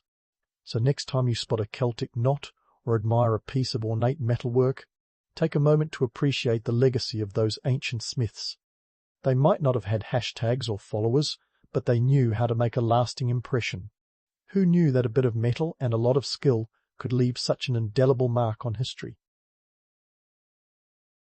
The scent of damp earth and wild herbs greets you as the sun teases the horizon in Iron Age Britain. A far cry from your usual morning routine, right? Forget about the blaring alarm clock. Here, a rooster's call or the soft rustle of the Celtic forest is your wake-up call. Welcome to a day in the life of a Druid healer, where the air is thick with mystery and the promise of a good, old-fashioned potion. First things first, let's talk wardrobe. You wrap yourself in a woolen cloak, its coarse texture reminding you that comfort wasn't exactly a priority back in 500 BCE.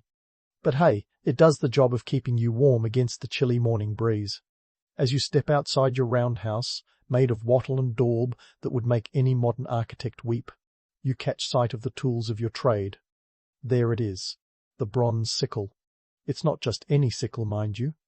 This gleaming tool, carefully forged and polished, is your trusty companion. Imagine the satisfaction of holding an object that's both a symbol of your craft and a practical necessity. The sickle is your go-to for gathering medicinal plants. Think of it as the Iron Age equivalent of a medical degree and a good pair of tweezers rolled into one. But before you dash off to snip leaves and roots, let's talk about those herbal pouches. Made from animal hide or woven fibers, they're your portable pharmacy.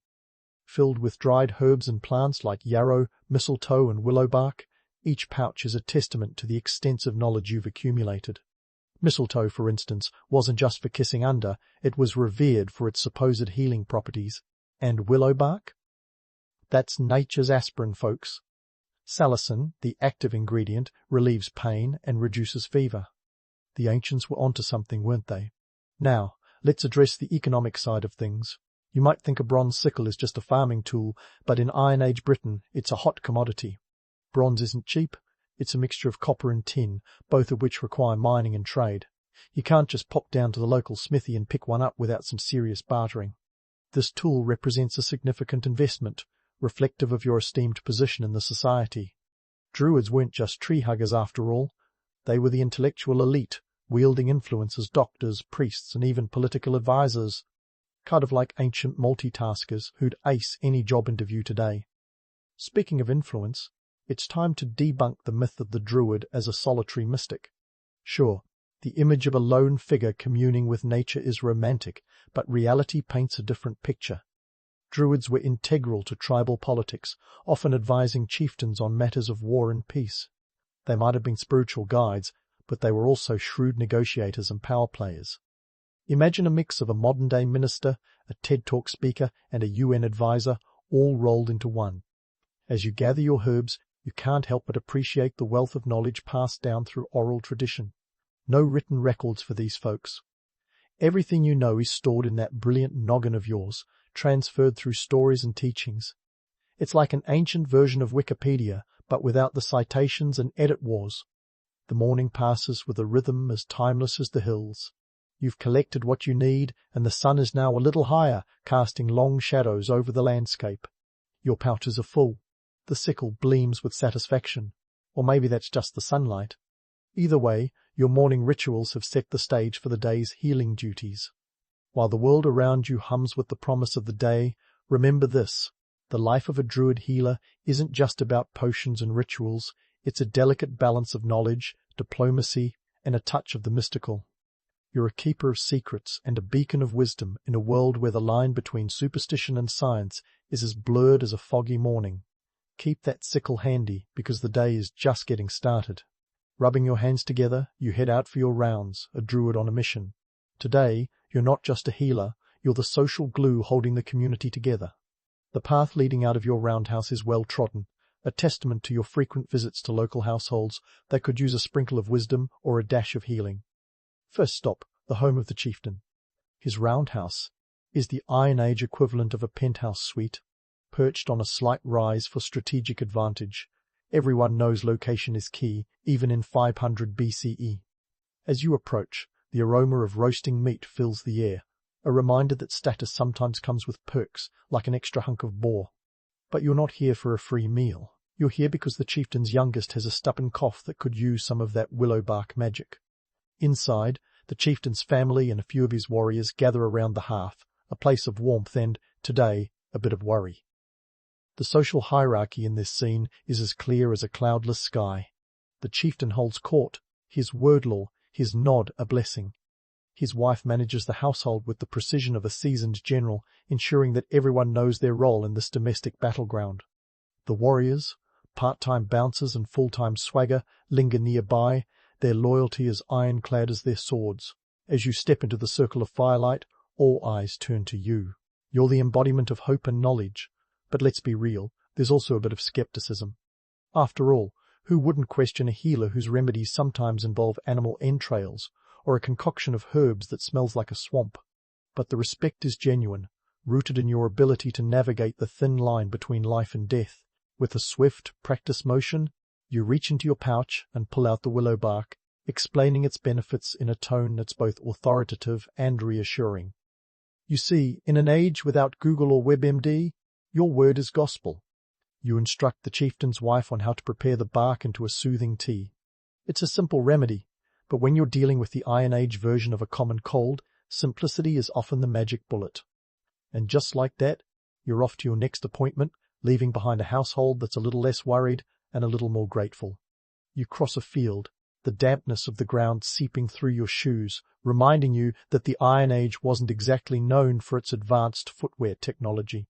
Soon, you arrive at the home of a local blacksmith, a man who, despite his gruff exterior, has a heart as warm as the forge he toils over. His daughter has been suffering from a mysterious ailment, something that might just be an Iron Age version of the flu, but could just as easily be blamed on an evil spirit in these superstitious times. Ah, the myth of the mystical Druid. It's a powerful narrative, isn't it? The idea that you can commune with spirits and banish evil with a chant and some smoke is alluring. But here's the rub. While you might indulge in a little ritualistic flair, your practices are rooted in observation and experimentation. You're part scientist, part showman. The smoke and mirrors, they're really just tools to gain trust and buy some time while the herbs do their work. Inside the blacksmith's smoky abode, you perform a small ritual, more for the benefit of the anxious family than any actual spiritual warfare. Then, with your best bedside manner, you administer a potion of elderflower and honey, your Iron Age cure-all. The blacksmith watches closely, his hands stained with the marks of his trade, knowing that even his strongest hammer can't forge health from iron. As you depart, the sun climbs higher, illuminating fields dotted with grazing sheep and bustling with activity. These are the backbone of the community, the agricultural workers whose toil puts food on tables and keeps the economy ticking over. It's all interconnected, you see, the chieftain, the blacksmith, the farmers. Each role is vital, each person indispensable. You're just one cog in this ancient machine, yet somehow your visits knit the fabric of society tighter. By midday, you've visited a few more households, each with its unique set of challenges and characters.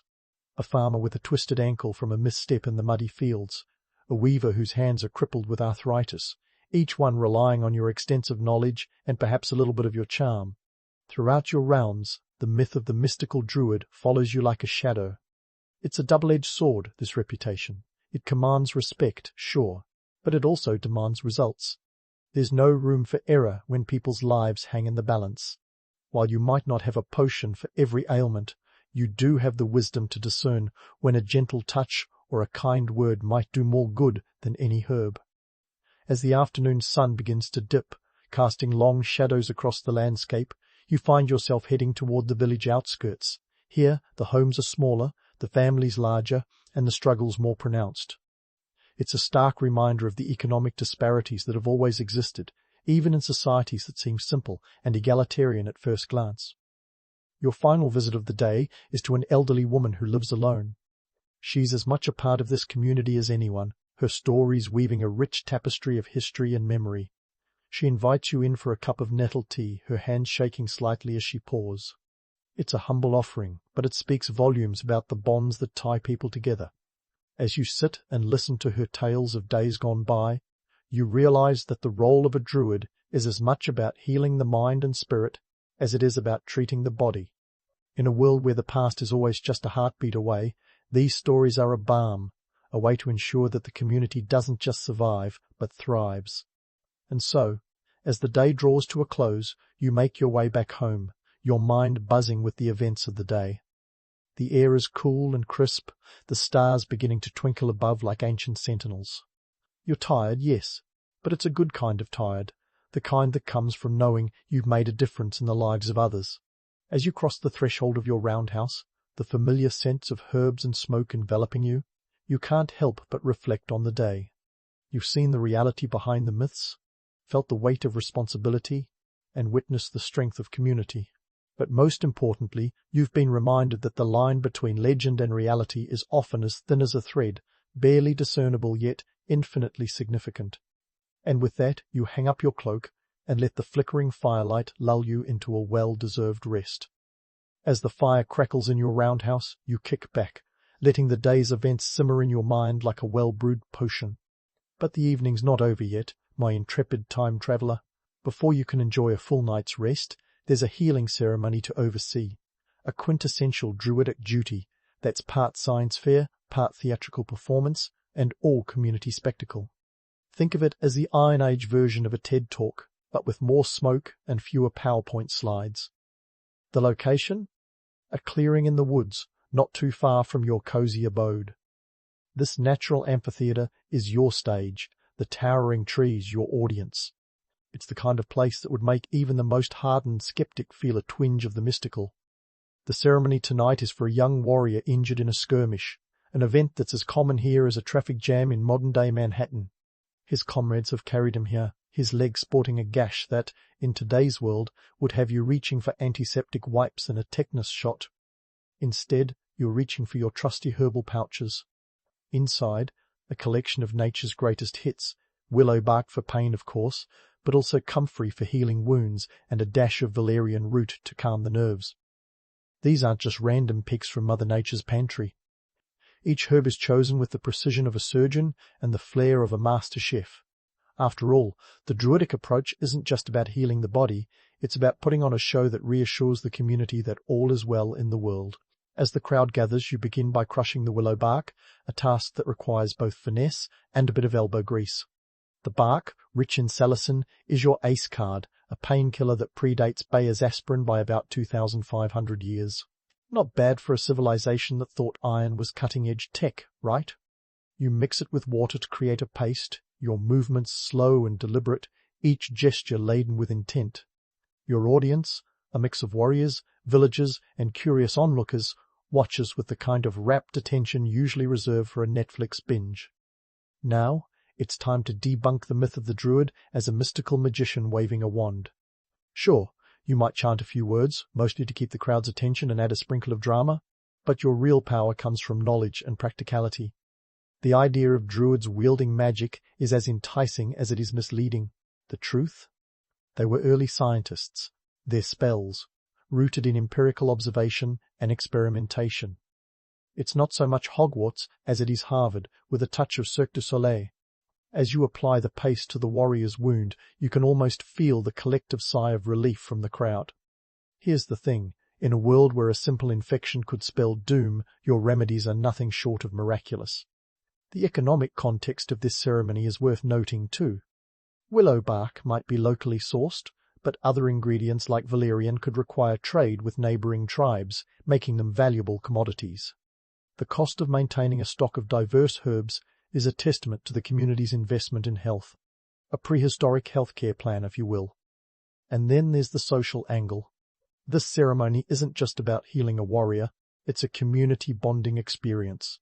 It reinforces your role as the keeper of wisdom, the person who bridges the gap between the known and the unknown. In a society where oral tradition is king, your actions tonight will become part of the collective narrative, told and retold until they become legend, or at least a good fireside story. As the ceremony draws to a close, the atmosphere shifts from tense anticipation to relaxed camaraderie. The warrior, now bandaged and a little groggy from the valerian, is carried back to his hut, the murmured blessings of his tribe following him like a protective cloak. You, meanwhile, pack up your herbs and bid farewell to the woods, the evening's chill biting at your heels as you make your way back home. The journey is short, but it gives you time to reflect on the day's events. You've seen firsthand the fine line Druids walk between science and superstition, between healer and performer. It's a balancing act that requires as much skill as wielding a sword or forging iron. And though the myths that surround your role are tempting to embrace, it's the reality that holds the true power, the ability to heal, to comfort, to bring a fractured community closer together. Back at your roundhouse, the fire is a welcome sight, its warmth a balm for both body and soul. As you settle down, the flickering shadows dancing across the walls, you can't help but feel a sense of fulfillment. You've been part of something greater than yourself today, a thread in the intricate tapestry of life in Iron Age Britain. And while the line between legend and reality might be as thin as a blade of grass, tonight you're content to let it blur, just a little. With the events of the day finally winding down, you allow the rhythmic crackle of the fire to lull you into a restful sleep. Tomorrow, no doubt, will bring new challenges, fresh myths to demystify, and more lives to touch with the power of knowledge wrapped in a cloak of ancient wisdom. As the fire crackles down to embers, you drift into a realm where myths and reality dance like shadows on the walls of your roundhouse. But before you can fully embrace sleep, let's dive into the afternoon's agenda. You know, the part where you delve into the intricate web of politics that makes Iron Age Britain tick. Because who doesn't love a bit of power play with their herbal tea? Druids weren't just the go-to healers or spiritual guides, they were the power brokers of their time. Picture them as the behind-the-scenes strategists, the hidden hands that kept the tribe from tearing itself apart over who swiped the last chicken leg. It's a role that required as much finesse as it did knowledge of which herbs could cure a cough or stop a skirmish. Now, let's get something straight. The romantic notion of druids as solitary sages might make for a great bedtime story, but it's about as realistic as a unicorn at a cattle market. In reality, druids were deeply embedded in the political machinery of their tribes. They were called upon to mediate disputes, a task requiring the diplomatic skills of a seasoned UN negotiator, minus the fancy suit and air-conditioned office. For instance, say there's a land dispute between two families. Here's where you come in, wielding wisdom and wit like a finely honed sword. You know the lay of the land, quite literally, and your understanding of tribal laws is as sharp as your bronze sickle. It's your job to navigate the murky waters of tribal politics, ensuring that disputes are settled before they escalate into full-blown vendettas. Think Judge Judy, but with more trees and fewer TV cameras. Your influence didn't stop at the tribal border either. No, druids were the original networkers, fostering alliances between tribes and occasionally dealing with those pesky Romans. Ah, the Romans. They fancied themselves as the ultimate civilization, with their roads, aqueducts, and penchant for conquering everything in sight. Yet, even they recognized the Druids' sway over the Celtic tribes. It's a testament to the power of knowledge and diplomacy, qualities that even a Roman legionnaire with a shiny gladius couldn't dismiss lightly. Speaking of the Romans, let's talk about how they viewed the Druids. To them, you were both a threat and a curiosity. Julius Caesar himself mentioned Druids in his commentaries on the Gallic War, noting their role as judges and priests. The Romans were both enthralled and appalled by the Druids' influence. It's one thing to conquer a people, it's another to win over their spiritual and intellectual leaders. Of course, with great power comes great responsibility, and a fair share of enemies. Some saw Druids as barriers to Romanization, keepers of a culture that resisted the Empire's embrace. Others, however, relied on their judgment to steer clear of conflicts that could decimate their way of life. In a world where a single bad decision could lead to war, Druids were the cool heads in a room full of hot tempers. Economically, being a Druid wasn't all heather and honey. Maintaining a stockpile of rare herbs and ingredients required trade, and trade meant politics. You'd need to negotiate with neighbouring tribes or even Roman merchants to keep your medicinal arsenal well stocked. It's not like you could just pop down to the local market and pick up some valerian root. No, this was Iron Age Britain, where every transaction was a delicate dance of barter and diplomacy. But let's not sugarcoat things. The power Druids wielded wasn't without its darker side. To maintain their status, they sometimes had to engage in power plays that would make Machiavelli nod in approval. There were rituals, some involving blood sacrifices, that held the dual purpose of appeasing the gods and keeping the populace in check. It's a harsh truth, but in a society where survival was a daily battle, such displays were part of the social fabric. And yet, despite the occasional dip into the macabre, Druids were deeply respected. Their knowledge of the natural world gave them a unique power base. Imagine having the ability to predict the weather, or at least make a good guess based on cloud patterns and animal behavior. In a society dependent on agriculture, such insights were invaluable. You weren't just a healer or a judge, you were a guardian of the tribe's well-being, both physical and metaphysical. As the afternoon sun casts long shadows over the rolling hills, you find yourself at the chieftain's hall once again. Today, you're not here to heal a cough or bless a newborn. No, today you're the mediator in a brewing conflict between two warrior clans. It's a scene straight out of a saga, with tensions high and tempers hotter than a midsummer bonfire. The dispute? A classic case of honour, land, and a stolen pig, because what's a good tribal feud without a livestock-related twist? As you step into the circle of warriors, your presence commands respect. This is where your knowledge and impartiality shine. You listen, you weigh each side's arguments, and you navigate the complex web of tribal honour codes. It's a delicate ballet of logic and empathy, the kind of political theatre that makes or breaks a society. In the end, you broker a peace, a solution that sees the pig returned and reparations made. It's a small victory, but one that ripples through the community, reinforcing your role as a stabilizing force. And when the day's arguments have cooled, the rival factions sit together, sharing stories and mead, reminded that they are stronger united than divided. As you leave the hall, the sky painted with the hues of twilight, you reflect on the day's events. Druids were more than just healers or spiritual leaders. They were the glue that held communities together, the architects of peace in a world fraught with conflict. It's a testament to the power of knowledge, the kind that transcends time and place, weaving through the fabric of history like a thread of gold. And so, as you make your way back to your roundhouse, the air brisk and bracing, you can't help but feel a sense of purpose. You've played your part in a story as old as humanity itself, a story of conflict, resolution, and the endless quest for harmony. Tomorrow will bring new challenges, new myths to debunk, and new tales to weave into the tapestry of life. But for now, you rest, knowing that your place in this ancient world is secure, a testament to the enduring power of the Druidic legacy. As you step into the familiar warmth of your roundhouse, let's turn our attention to the evening rituals that close out your day.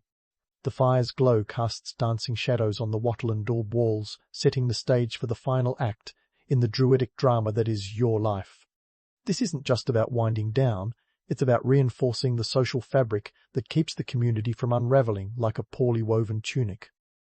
Evening rituals are a mix of the sacred and the mundane, a little like a spiritual happy hour.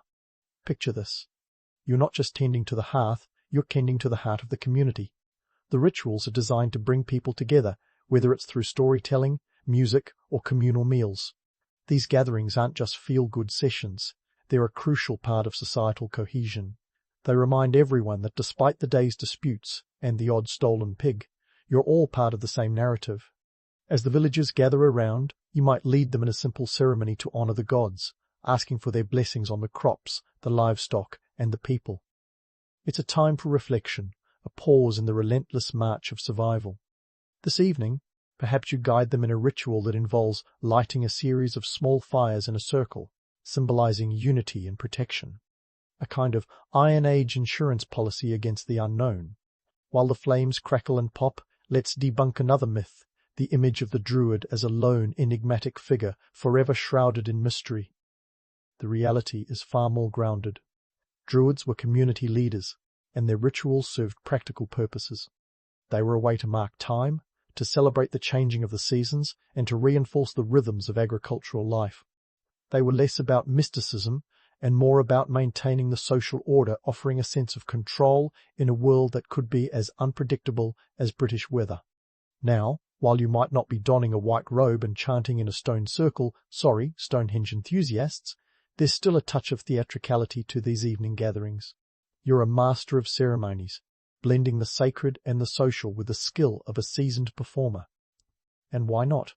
In a time before Netflix, your storytelling skills are a hot commodity, making you the Iron Age equivalent of a headline act at Glastonbury. As the evening progresses and the stories grow more animated, you witness the power of these rituals to strengthen bonds. It's a reminder that the Druid's role extends beyond the immediate concerns of health and conflict resolution. You're a custodian of culture, weaving a tapestry of shared experiences that binds the community together. Reflecting on the day's events, you realize the sheer scope of your influence. The Druid's work wasn't just about healing the sick or settling disputes. It was about ensuring the survival of a way of life. Every interaction, every decision you made today contributed to the social glue that holds the tribe together. It's a responsibility as heavy as your trusty bronze sickle, but one you shoulder with grace and resolve. And as we wrap up this journey through Iron Age Britain, let's address the elephant in the roundhouse, the romanticized image of the Druid. Over the centuries, Druids have been cast as everything from mystical wizards to wise shamans, their image molded by the whims of history and pop culture. But scratch beneath the surface, and you'll find a more complex, nuanced reality. In truth, Druids were pragmatic and adaptive, navigating the changing tides of their world with a keen understanding of human nature. They were the bridge between the old ways and the new, the keepers of knowledge in a rapidly evolving landscape. And as the Romans swept across Britain, they faced challenges that would test their adaptability to the limits. The legacy of the Druids is like a river deep, enduring, and often misinterpreted. Their image has been romanticized, yes, but the reality of their existence was anything but idyllic. They were the intellectual elite, the guardians of tradition, and the harbingers of change. In a world where survival was never guaranteed, their role was as vital as it was complex. So, as you prepare to turn in for the night, let this be your takeaway. The line between myth and reality is as thin as the mist over the morning fields. The Druid's legacy is a testament to the power of knowledge, community, and resilience. They were more than just figures of legend. They were a living embodiment of the human spirit's capacity to adapt, endure, and thrive. With the fire's embers fading to a warm glow, you let the day's reflections slip away like the smoke rising to meet the stars. Tomorrow will bring new stories, new challenges, and new opportunities to weave the past into the present. And as you drift into the realm of dreams, the lessons of the Druids linger, a gentle reminder of the enduring dance between legend and reality. Sweet dreams, time traveler. You wake up to the sound of waves lapping against your small wooden boat, the pre-dawn chill wrapping around you like an unwelcome blanket. Welcome to your life as a 15th century Nipponese fisherman, where the sea is both your livelihood and your greatest rival. It's not even breakfast time yet, and already you're contemplating the day's haul or lack thereof. Who needs coffee when you've got the bracing sea air to jolt you awake? Let's talk about why you're out here in the first place. It's not like you're chasing the romantic dream of a life at sea. That's just what the poets say. In reality, you're here because the economic grind demands it. Fish are your currency, your rent, and your grocery bill. The cost of living in Muromachi, Japan isn't exactly cushy. Rice alone could run you a hefty 1 mon per show, and with the average salary of a skilled worker hovering around 1,000 mon a month, you can see why every fish counts. You might think that's a lot, but let's not get ahead of ourselves. Now, about those fish. You might be pulling in ayu, or maybe some bari if you're lucky, but more likely you're dealing with sardines. Yes, sardines, those tiny, slippery critters that seem to exist just to make your life difficult. On a good day, you might catch enough to sell for about 300 mon, but don't start planning a lavish lifestyle just yet. With taxes and a family to feed, you'll be lucky to break even. So, why do it? Because the sea's call is as relentless as your landlord's demands. The romantic image of a fisherman serenely casting nets at dawn is as appealing as it is misleading. Sure, there's a certain poetry in the sight of sunlight breaking over the horizon, but let's focus on the gritty details. Your hands are calloused, salt water stings your eyes, and that fresh sea smell? It clings to you like an over-enthusiastic admirer. The sea doesn't care about your dreams, it cares about your resilience. But hey, it's not all doom and gloom, there's a certain gallows humour in the absurdity of it all. You're out here battling the elements, trying to make ends meet, while the world above water spins its own tangled web. The Ashikaga shogunate is doing its thing, keeping the peace, sort of, while you're more concerned about whether today's haul will cover tomorrow's expenses. It's a bit like balancing on a knife's edge, thrilling, if slightly terrifying. And let's not forget the political climate. While you're hauling nets, the country is in a state of flux. The on-again, off-again civil wars have left their mark, and the shogunate's grip on power is about as firm as a wet fish. Yet somehow, despite the chaos, the fish trade remains a constant, the lifeblood of coastal communities. You might not be a samurai wielding a sword, but out here you're a warrior in your own right, battling the whims of nature and fate. Now, back to the myths. The idea that a fisherman's life is one of peace and simplicity? That's a tale spun for the romantics. Reality is a bit more complex. You're not just mending nets and gazing wistfully at the horizon. You're navigating social hierarchies, dealing with the local daimyo's taxes, and perhaps engaging in a bit of barter to make sure your family doesn't go hungry. It's a constant juggling act where one wrong move can leave you high and dry, or worse, sinking. So, as you cast your nets once more into the icy waters, remember that this isn't just about catching fish. It's about survival, about eking out a living in a world that can be as unforgiving as the sea itself. But there's also a certain nobility in it, a testament to human endurance and adaptability. You're not just fishing, you're participating in a delicate dance with nature, with society, and with history itself. And who knows, maybe today will be the day the sea decides to be generous. Or maybe not. Either way, you'll be back here tomorrow, ready to try your luck once more. As you set out to sea, the gentle creak of your boat accompanying your thoughts like an old song, it's time to tackle the nuts and bolts, or rather, the ropes and nets of your trade. We're about to dive into the gritty specifics of 15th century Nipponese fishing, a far cry from the romanticized images Hollywood might have sold you. Spoiler alert. It's less about serene sunrises and more about mastering the art of staying afloat, literally and economically. Let's start with your boat, your trusty vessel. It's no luxury liner. Picture something around 20 feet long, made from sturdy planks of cedar or pine, bound together by iron nails or wooden pegs. This isn't just a boat, it's your mobile office, your lifeline, and sometimes your nemesis. Maintaining the boat is a constant drain on your mon. Repairs alone can cost you up to 500 mon a year. Small wonder you're always looking for ways to stretch every fish and every coin, and let's not forget that your boat doesn't sail itself. Rowing is your gym workout, whether you like it or not. Now, onto the tools of the trade. Forget the quaint image of a lone fisherman with a single net. You're working with gear that has evolved over centuries, crafted with the kind of ingenuity born out of necessity. The most basic tool in your arsenal? The humble net. But there's nothing basic about the variety. You've got the drag net, perfect for sweeping up schools of sardines. Then there's the gill net, designed to snare fish by their gills, talk about efficiency. Each net has its purpose, each demanding a unique skill set. And let's not even start on the maintenance. Mending these nets is a full-time job in itself, requiring nimble fingers and endless patience. One large net can cost around 300 mon, so patching it up becomes an art form in its own right. But hold on, it's not just about the gear. There's a pecking order on these boats, akin to a floating feudal system. At the top is the oyakata, the captain, the boss, the big fish. He's the one who calls the shots, and often takes the lion's share of the catch. Below him is the nakasen. Think of them as the middle managers, overseeing operations and making sure the lower-ranked deckhands, or korbune, follow orders. If you thought teamwork was all about democratic decision-making, think again. It's more about knowing your place and knowing when to keep your head down.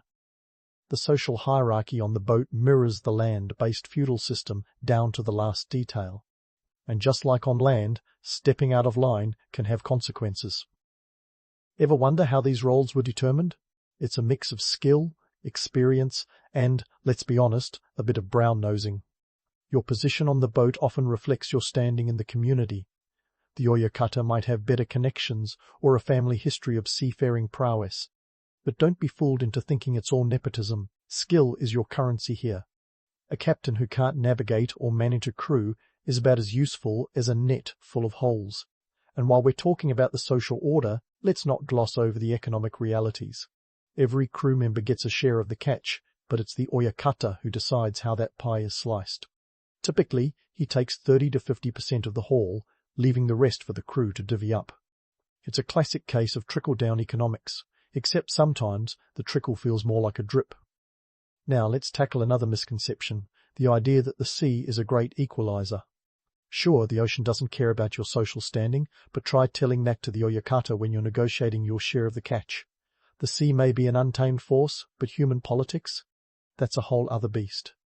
Each decision, each catch, each storm weathered together on that boat builds a complex web of alliances and rivalries. It's easy to romanticize the life of a fisherman. There's a certain allure to the notion of living by the whims of the sea. But reality? It's a relentless cycle of setting out, hauling in, maintaining gear, and navigating both the waters and the delicate social ecosystem on board. And let's not forget the ever-present spectre of the tax collector waiting to take his cut. The local daimyo isn't going to let you forget who truly owns the waters you're fishing in, and failing to pay up could leave you without a boat, or worse. So as you cast your net into the brine, think of it as more than just a tool. It's a lifeline, a piece of technology as vital as any samurai sword. Each knot, each length of rope, represents not just your skill, but your survival. And while the sea may be indifferent, you're anything but. You're part of a centuries-old tradition, a lineage of salt-streaked warriors who battle the elements and societal pressures alike. Romantic? Maybe. But don't say I didn't warn you about the harsh reality lurking beneath the waves. As the sun peaks over the horizon, you brace for another day. The sea is unpredictable, but one thing's certain, you'll be back, net in hand, ready to face whatever the deep decides to throw your way. As the sun climbs higher, it's time to shift gears and contemplate what keeps you casting those nets day in and day out. Sure, survival is the big motivator, but there's more here than just the immediate need to eat and pay taxes. Welcome to the political and cultural maze that is 15th century Japan, a world where every fish you catch is a tiny piece of a much larger puzzle. Let's start with the Ashikaga shogunate. Ah yes, the Ashikaga, a family whose grip on power is slipperier than the fish you're trying to snag. At this time, the shogunate is about as stable as a one-legged stool. Civil wars, power struggles, and daimyo with ambitions bigger than their fiefdoms make for a chaotic backdrop. Yet somehow, fishing remains a constant amid this pandemonium. Why? Because fish are more than just food, they're a political currency. The shogunate needs them to feed armies, pay debts, and maintain some semblance of order. Your humble catch plays a part in this grand game, whether you're aware of it or not. Now, let's talk about those daimyo, the regional lords who own the land, and, by extension, the waters you fish. They're like mini shoguns in their territories, wielding power with a mix of benevolence and tyranny that would make Machiavelli proud. These guys have a vested interest in your catch, not just for sustenance, but for economic leverage. Each daimyo sets his own tax rates, often based on the sea's bounty. A bountiful catch could mean higher taxes, while a lean year might see them squeezing you dry to make up for their other shortfalls. It's a high-stakes game of cat and mouse, where you're the mouse, and the cat's got a taste for fish. But here's where it gets interesting. The sea itself can dictate your tax rate. That's right. The sea's temperament, its storms, its bounty, its capricious nature can alter what you owe. On good days when the nets come up heavy, the tax collectors are all smiles, ready to claim their share. But if the sea's been stingy, you might find some leeway, as no lord wants to push their fishermen to the point of rebellion or starvation. It's a delicate dance, one where your livelihood hinges on forces beyond any human's control. And speaking of control, let's not overlook the role of superstition and religion in your daily grind. In a world filled with uncertainty, a little divine intervention never hurts, or so the thinking goes. Enter Ebisu, the god of fishermen and luck. He's the one you're silently invoking every time you set sail. Shrines dedicated to Ebisu dot the coastline, filled with offerings and prayers for a good catch and safe return. It's not just about devotion, it's a strategic play. The more you please the gods, the better your odds, or at least that's what you tell yourself when the nets come up empty. Religion and superstition also serve the powers that be. The daimyo love a good omen, especially if it reinforces their rule. A prophecy or sign from the gods can be spun to justify taxes, wars, or even peace treaties. And let's not forget the monks and priests who play intermediary between the divine and the desperate. They're more than happy to offer blessings, for a price, of course. Your faith feeds into the social and political tapestry, providing a convenient veneer of legitimacy for those in power. But let's not romanticize this too much. The harsh reality is that superstitions and religious rituals are often the only lifeline you have against the unpredictable sea. They offer a semblance of control in a world where you're at the mercy of nature and human ambition. It's a coping mechanism, and in that there's a certain beauty, a testament to the human spirit's resilience. As midday approaches, the sun beating down and your hands still working the nets, you reflect on why you keep coming back. Beyond the immediate need for survival, there's the understanding that you're part of something bigger. Each fish is a link in a chain that stretches across Japan's political landscape, affecting everything from local economies to military campaigns.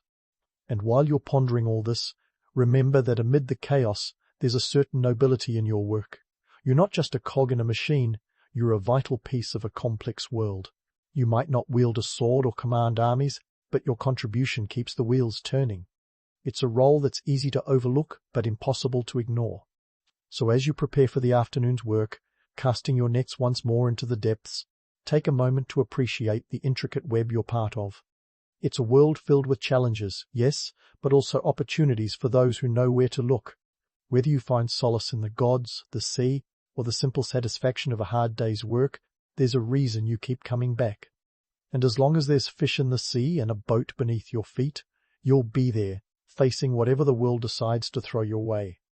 As you brace for the afternoon shift, the sun now high and relentless, you confront the elements with the same resolve you muster against life's other trials. Ah, the weather nature's way of reminding you who's really in charge. Forget about the idyllic imagery of a gentle sea breeze. It's more like a capricious boss with mood swings that could give a samurai pause. Let's talk weather and life expectancy, a grim duet. On a good day, the sea is a temperamental ally, moody but manageable. On a bad day, it's a tyrant, ready to capsize your ambitions and your boat. Statistically speaking, maritime life expectancy isn't exactly comforting. In 15th century Japan, reaching the ripe old age of 50 was akin to winning the lottery, and that's if you stayed on land. Take to the sea, and you're playing with dice loaded by the gods. Drowning, hypothermia, even rogue waves, each a potential headline in your personal obituary. Consider this. A sudden squall can appear faster than you can say, batten down the hatches. No modern weather apps here, just your gut and the wisdom of the oyakata to guide you. The unpredictability of maritime weather means you're not just fishing, you're gambling with the elements. Every trip is a roll of the dice, and the house, Mother Nature, always has the edge. Now let's bust a myth while we're at it. The notion of the noble fisherman battling the sea with stoic grace? Romantic, sure, but about as realistic as a fish riding a bicycle. The ocean doesn't care about your nobility, it's an equal opportunity adversary. What's noble about being soaked to the bone, hands numb from the cold, praying the next wave doesn't take you with it? Yet this image persists, likely because the poets who wrote about it enjoyed a cozy spot by the fire while you were out there living the reality. And why do poets and storytellers romanticize your job? Simple.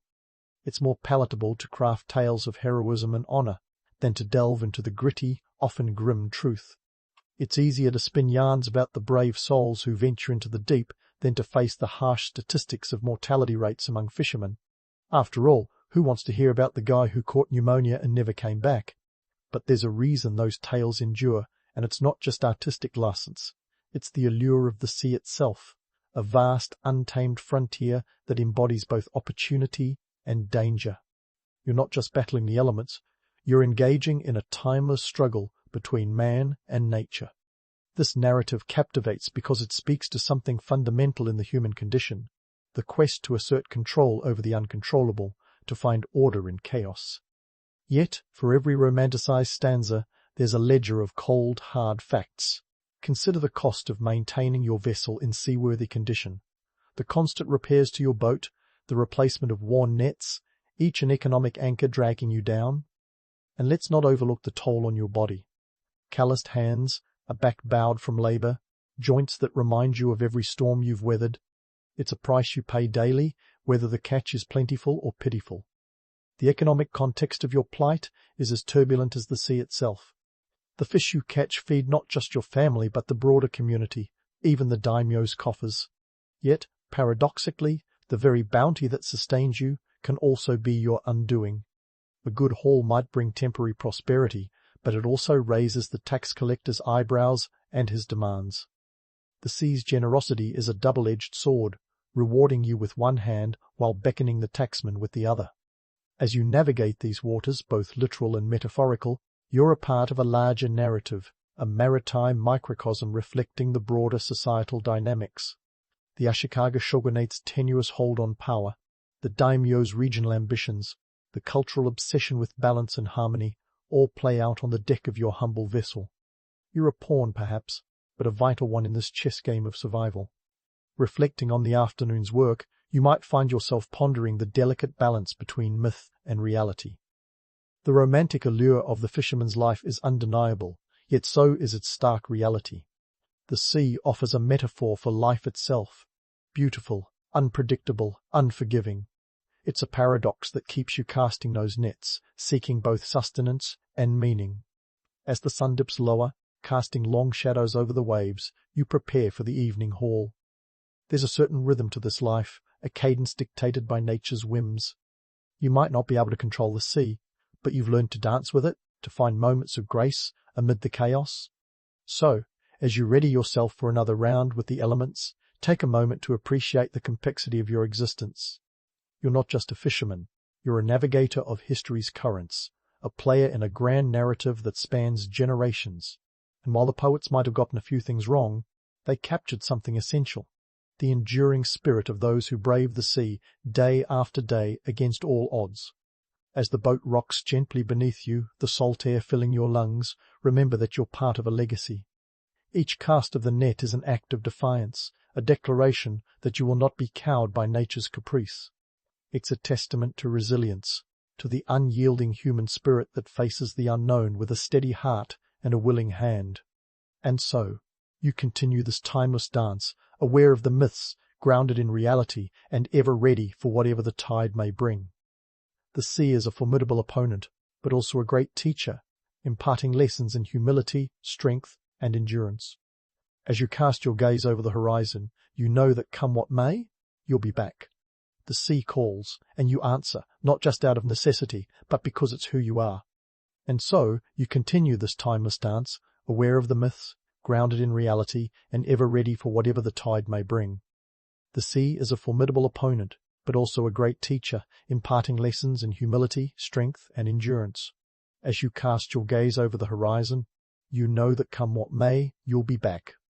The sea calls, and you answer, not just out of necessity, but because it's who you are. As the sun dips toward the horizon, painting the sky in hues that would make an artist weep, it's a good moment to reflect on where you fit in the sprawling, chaotic tapestry called Japanese society. Sure, you're just one fisherman, but don't underestimate your role in the grand scheme of things. You're a thread in the intricate fabric that links commerce, culture, and politics in a way only a fishmonger could truly appreciate. Let's dive into the economy, shall we? Your daily haul isn't just a collection of finned creatures, it's the backbone of a thriving trade network that stretches far beyond your local village. Fish markets in bustling cities like Kyoto and Kamakura thrive on your catch, each sardine and mackerel a stepping stone in the trade routes that crisscross the islands. Your hard-earned fish head to market stalls, feeding not just bellies but entire industries. Ever heard the phrase, the fish that launched 1,000 deals? No? Well, maybe it's time to start spreading it. Now, let's talk commerce with a capital C. Fish aren't just food, they're a commodity, a currency of their own. Your daily grind supports a complex economy where fish oil fuels lamps, fish bones become fertilizer, and dried fish become export goods. The fish trade is a circulatory system, pumping economic life through the veins of Japan. And you, dear fisherman, are the heart keeping it beating. But where there's commerce, there's politics, and oh boy, does the sea have its share. The Ashikaga shogunate might be busy with its internal squabbles and precarious power plays, but it hasn't forgotten the importance of a steady fish supply. After all, armies march on their stomachs, and no daimyo worth his salt wants to be caught with an empty pantry during a siege. Your catch indirectly feeds those warriors, fortifying walls and fueling ambitions. It's politics on a plate, with you as the unwitting chef. And speaking of chefs, the cultural significance of your catch is nothing to scoff at. Fish isn't just sustenance, it's a culinary canvas, inspiring dishes that would one day become the stuff of legends. Sushi and sashimi might not yet be household names, but they're already making waves among the elite. And let's not forget the cultural rituals festivals where fish take center stage, serving as offerings to gods and ancestors alike. You're not just hauling in fish, you're delivering cultural capital. Now, about those persistent myths. The romantic vision of the noble fisherman, battling the sea with a heart full of dreams and a boat full of fish, is as enduring as it is misleading. Sure, it's a tale fit for storytellers, but the reality is a bit more, shall we say, damp. Myth paints you as a hero of the high seas, but the truth? You're a gritty survivor, navigating not just the ocean, but the choppy waters of taxation and survival. It's not about glory, it's about grit. But hey, that's a story worth telling too. As the shadows lengthen, your thoughts might drift to the legacy you're leaving behind. Each fish you catch, each wave you ride, contributes to a history that stretches beyond your lifetime. You're part of a lineage of those who have braved the sea, each generation learning, adapting, and surviving. It's a legacy of resilience, a testament to human ingenuity in the face of nature's indifference. You're not just a fisherman, you're a custodian of tradition, a link in a chain that binds the past to the future. And here's the kicker. Despite the hardships, the callouses, the relentless rhythm of the sea, there's something deeply fulfilling about your role. You're part of something much larger than yourself, a living, breathing testament to the endurance of the human spirit. It's a gritty existence, sure, but it's also a noble one, though perhaps not in the way the poets would have you believe. So as the last light fades and the stars take their place in the night sky, consider the unique position you hold in this complex web. Your toil supports not just your family, but a broader community, a nation even.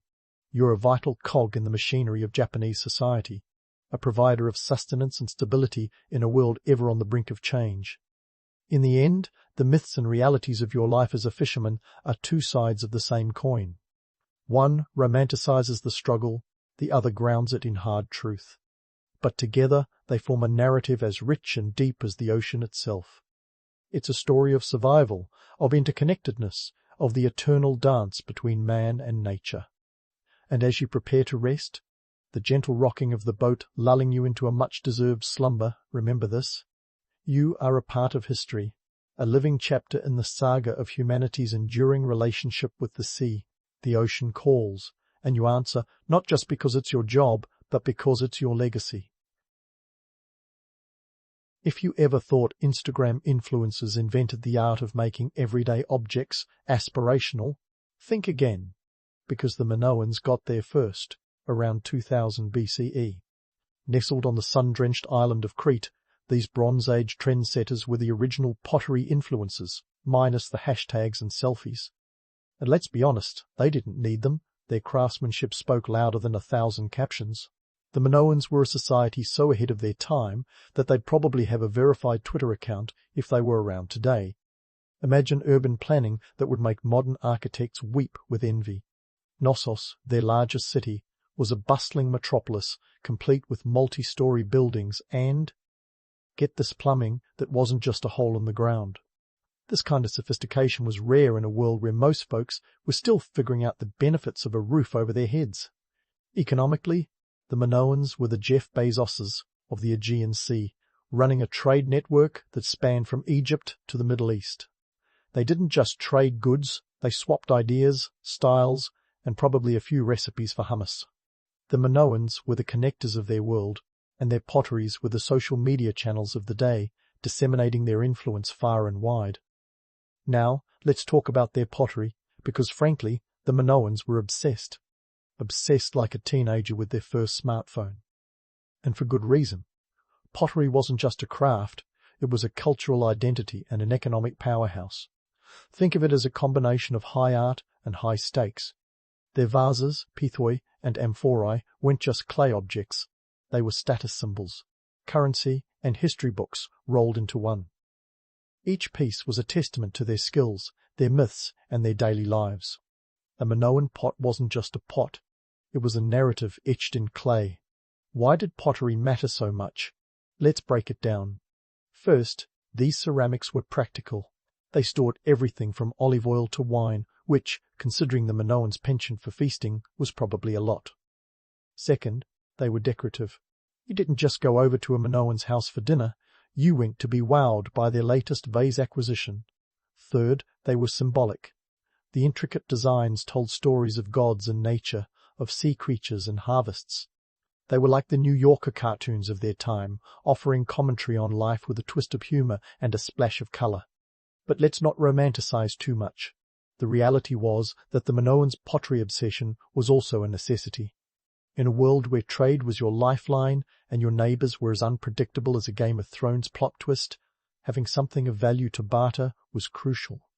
Pottery was durable, portable, and, thanks to the Minoans' artistic flair, always in demand. It was their ticket to the global marketplace, their way of punching above their weight in the grand game of ancient geopolitics. So, were the Minoans just pottery artisans? Hardly. They were strategists, marketers, and cultural ambassadors rolled into one. They took clay, a humble material, and turned it into an empire-building tool. They didn't just make pots, they made statements. And those statements echoed across the ancient world, from the palaces of Egypt to the temples of Mesopotamia. In the end, the Minoan love for pottery wasn't just about the clay itself. It was about what the clay could do, how it could transmit culture, forge connections, and build a legacy that would last millennia. And for a society that flourished over 4,000 years ago, that's one hell of an influencer campaign, isn't it? And speaking of influencer campaigns, let's spin the wheel, literally. Yep, it's time to talk about the potter's wheel, a game changer that sped up the production process faster than you can say ancient assembly line. This little contraption was the Ferrari of Minoan technology, allowing potters to churn out pottery with the speed and precision that would make Henry Ford wish he'd thought of it first. Forget the slow and steady hand-building techniques. The potter's wheel was about high-octane efficiency, turning lumps of clay into gracefully symmetrical vessels that could make even a modern-day perfectionist weep into their mismatched dinnerware. Now, before you start envisioning Minoan potters living the dream, cranking out pottery like they're in an Etsy shop on steroids, let's pump the brakes. Life for these artisans wasn't all sunshine and artistic freedom. Sure, they had the wheel, but they also had the clock ticking. Pottery was a business, and like any business, it came with its share of stresses, deadlines, quality control, and the constant pressure to innovate. Picture a potter in their workshop, sweat glistening like they're in a Nike ad, only it's not a marathon they're running, but a race to supply enough amphorae to keep the olive oil trade afloat. And speaking of oil, let's pour some onto the fire of another Minoan myth, that these artisans were free spirits, living idyllic lives, disconnected from the mundane woes of everyday life. In reality, making pottery was as much about economics as it was about art. The Minoans had a thriving trade network to maintain, and there was a constant demand for their goods. Their pottery wasn't just art for art's sake, it was a product line, part of an economic engine that kept the island humming like a well-oiled machine. So, what types of pottery were these stressed artisans cranking out?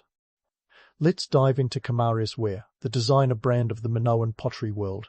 named after a cave on Mount Ida where it was first discovered, because nothing says premium like a cave. It was characterized by its thin walls and intricate polychrome designs. This wasn't the IKEA of pottery, it was more like the Louis Vuitton. The Minoans weren't just crafting utilitarian storage jars, they were creating pieces that were as much about aesthetics as function. These ceramics often featured dynamic, nature-inspired motifs.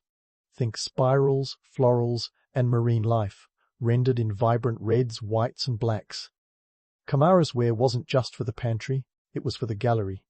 But let's not get too carried away with the allure of Kamara's ware. Sure, it was eye-catching, but it was also a testament to the painstaking labor involved. Each piece was meticulously crafted, requiring a level of skill and patience that would test even the most dedicated artisan. Imagine painting a mural on an eggshell.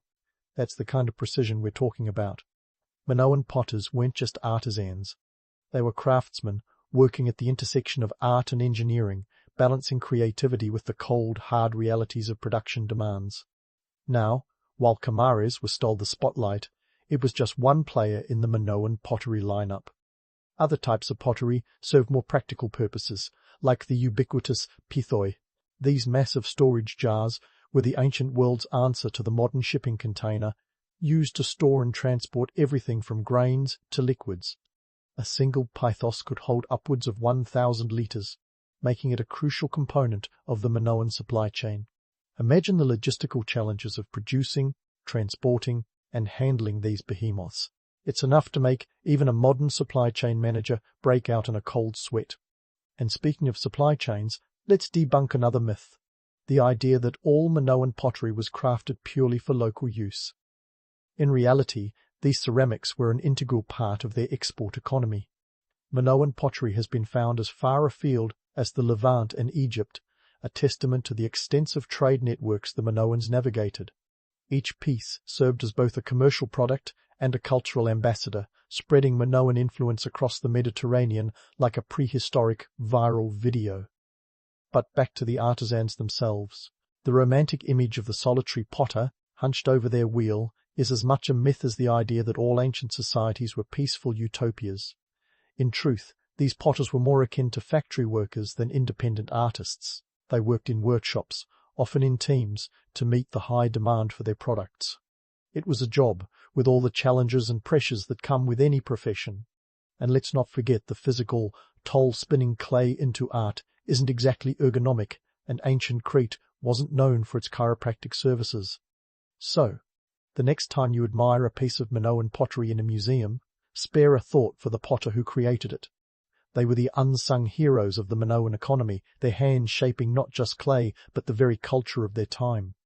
Their work was a testament to the intersection of art and industry, a reminder that even in the ancient world, beauty and commerce were often intertwined. In conclusion, whoops, almost wrapped things up there. But let's leave some clay on the wheel for next time. Because the story of Minoan pottery isn't just about the pots themselves, it's about the people, the politics, and the passions that shaped a civilization.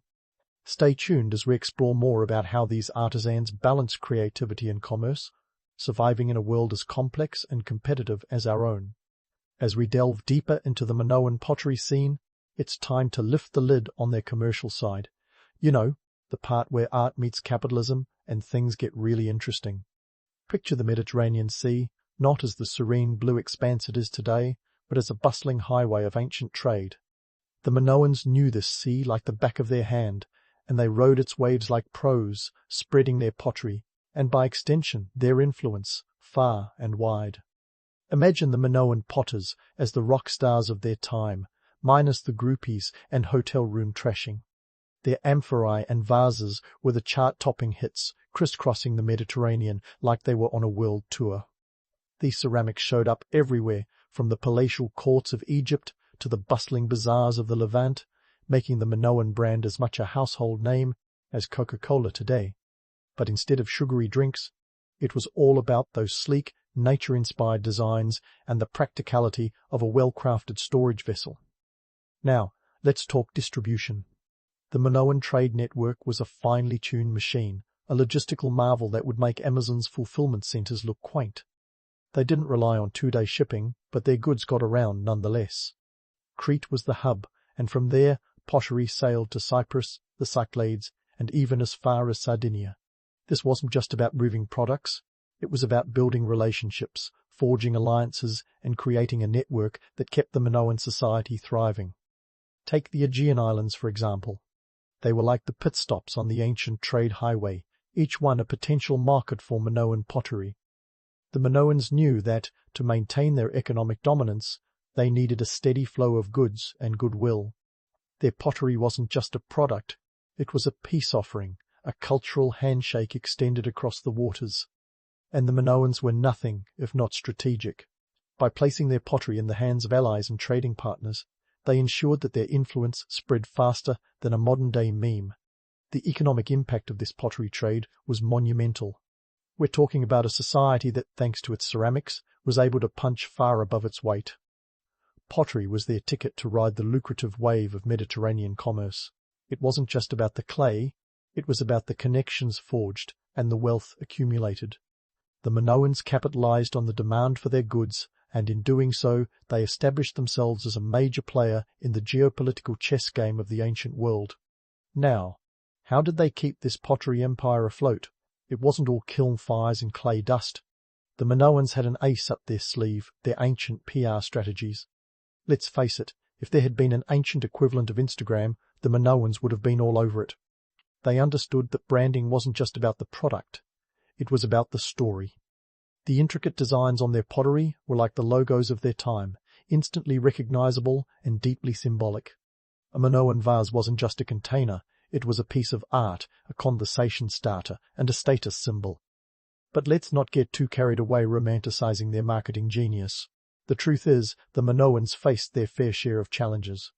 Maintaining a brand's allure in the ancient world wasn't just about crafting beautiful pottery, it was about navigating the treacherous waters of politics and power. Alliances shifted like sand dunes, and the Minoans had to constantly adapt their strategies to stay relevant. They were like the ultimate reality TV show contestants, always one step ahead, always ready to pivot. Of course, none of this would have been possible without the skilled hands of the Minoan potters. These artisans were the unsung heroes, the ones who transformed lumps of clay into coveted objects of desire. Their work was a testament to the intersection of art and industry, a reminder that even in ancient times the line between commerce and culture was a fine one. And while the potters themselves might not have enjoyed the rock star treatment, their creations certainly did. So, what's the takeaway here? The Minoans weren't just making pottery, they were making history. Their ceramics were more than just vessels. They were cultural emissaries, carrying with them the stories, values, and ambitions of a society that understood the power of a well-crafted narrative. In a way, the Minoans were the original brand strategists, using their pottery to carve out a place for themselves in the annals of history. Stay tuned, because the saga of Minoan pottery is far from over.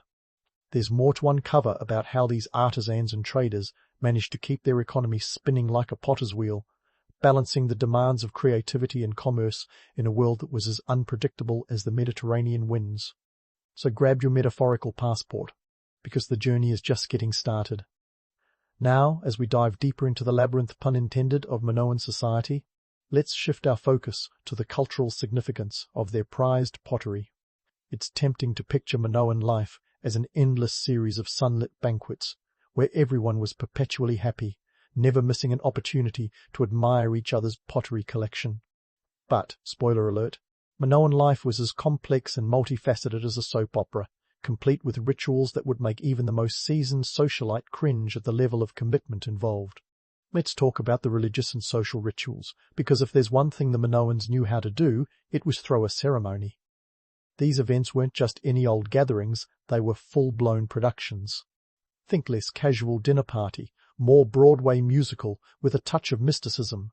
And right at the center of it all, you guessed it, pottery, the unsung hero of Minoan life, the ancient equivalent of a Swiss army knife, serving multiple purposes from libations to libations, and occasionally more libations. In religious rituals, pottery took on a symbolic role that makes our modern uses of ceramics seem like child's play. The Minoans used rhytons, those fancy, hole-at-the-bottom vessels, to pour libations, offering liquid sacrifices to their gods. Imagine a Minoan priest with the steady hands of a surgeon, artfully pouring wine through a rhyton shaped like a bull's head. It's the kind of precision that would make a barista's latte art look like finger painting. But these weren't just any bulls, they were representations of the sacred animal, a nod to the Minoans' deep connection with nature and their pantheon of deities. Each paw was a prayer, each drop a plea for prosperity, fertility, or maybe even just a little peace and quiet from the tumultuous Mediterranean weather. Speaking of bulls, let's not forget the myth of the Minotaur, that half-man, half-bull creature lurking in the labyrinth beneath Knossos. While it makes for a thrilling story, the reality is less about monsters and more about metaphor. Bulls symbolized power and virility, and by channeling these traits through their pottery, the Minoans were essentially saying, "Look, we get it. Life's chaotic, but we've got this covered." The bull rhyton was more than just a drinking vessel, it was a talisman, an embodiment of the societal order amidst the chaos of the natural world. Now let's pivot to the social scene, because what's religion without a little community bonding, right? Minoan festivals were the Coachella of the Bronze Age, minus the flower crowns and Instagram influences. These gatherings were all about celebrating life, and you can bet pottery was front and center. Picture rows of amphorae filled with wine, and tables adorned with Kamares ware, each piece as much a conversation starter as the latest scandalous piece of palace gossip. These events were about more than just feasting. They were about reinforcing social ties and, importantly, showing off your most exquisite ceramics. It was the ancient version of keeping up with the Knossosians, if you will. But let's not get too carried away with the idea of endless revelry. The reality is that these social rituals were also a way to maintain societal order and hierarchy. Pottery was a marker of status, and the more elaborate your collection, the higher your standing. It was less about the wine in the cup and more about the cup itself and who was holding it. The Minoans might not have had social media, but they certainly understood the power of a good status update. And speaking of status updates, let's not forget the role of pottery in funerary practices. Minoan burial sites have unearthed a treasure trove of ceramics, each piece a testament to the life of the deceased. Imagine a Minoan grave, a veritable time capsule filled with pottery that told the story of the individual's life, what they valued, who they were, and who they aimed to be in the afterlife. These weren't just grave goods, they were narrative devices, ensuring that the deceased's story continued long after they were gone. It's a little grim, sure, but also deeply poignant. In a world where the written word was scarce, a pot could speak volumes. But before we start romanticizing Minoan funerals as some sort of serene passage to the afterlife, let's inject a dose of reality. These rituals were as much about the living as they were about the dead. The pottery placed in tombs was often symbolic, representing what the deceased would need in the next world. It was about ensuring continuity, maintaining the social fabric, even in death. In a way, it was the Minoans' version of, you can't take it with you, but your ceramics might help pave the way. So, what's the takeaway from all this? Pottery in Minoan society was more than just a craft, it was a cornerstone of their culture. It played roles as diverse as the society it served, from religious rituals that connected the Minoans to their gods, to social events that reinforced their community bonds, to funerary practices that ensured their stories lived on. It was both art and artifact, symbol and status, a reflection of a society that understood the power of clay. But let's not wrap things up just yet. We've only scratched the surface of the Minoan devotion to their ceramics. There's still more to explore about how these pots and vases became intertwined with the very identity of the Minoans, shaping their legacy in ways both profound and practical. So, as we prepare to delve even deeper into the Minoan world, keep your metaphorical potter's wheel spinning. There's more history to mould, and plenty of clay left to shape. Let's be honest, the allure of Minoan pottery is like the siren call of a new tech gadget today. But just as those gadgets eventually become obsolete, so too did the Minoan civilization. Now, before you start picturing Atlantis-style cataclysms with swirling whirlpools and half-submerged palaces, let's pump the brakes and examine the more mundane, yet equally dramatic, factors behind the Minoans' decline.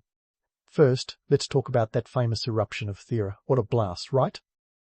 This volcanic event around 1600 BCE was no small sneeze from Mother Nature.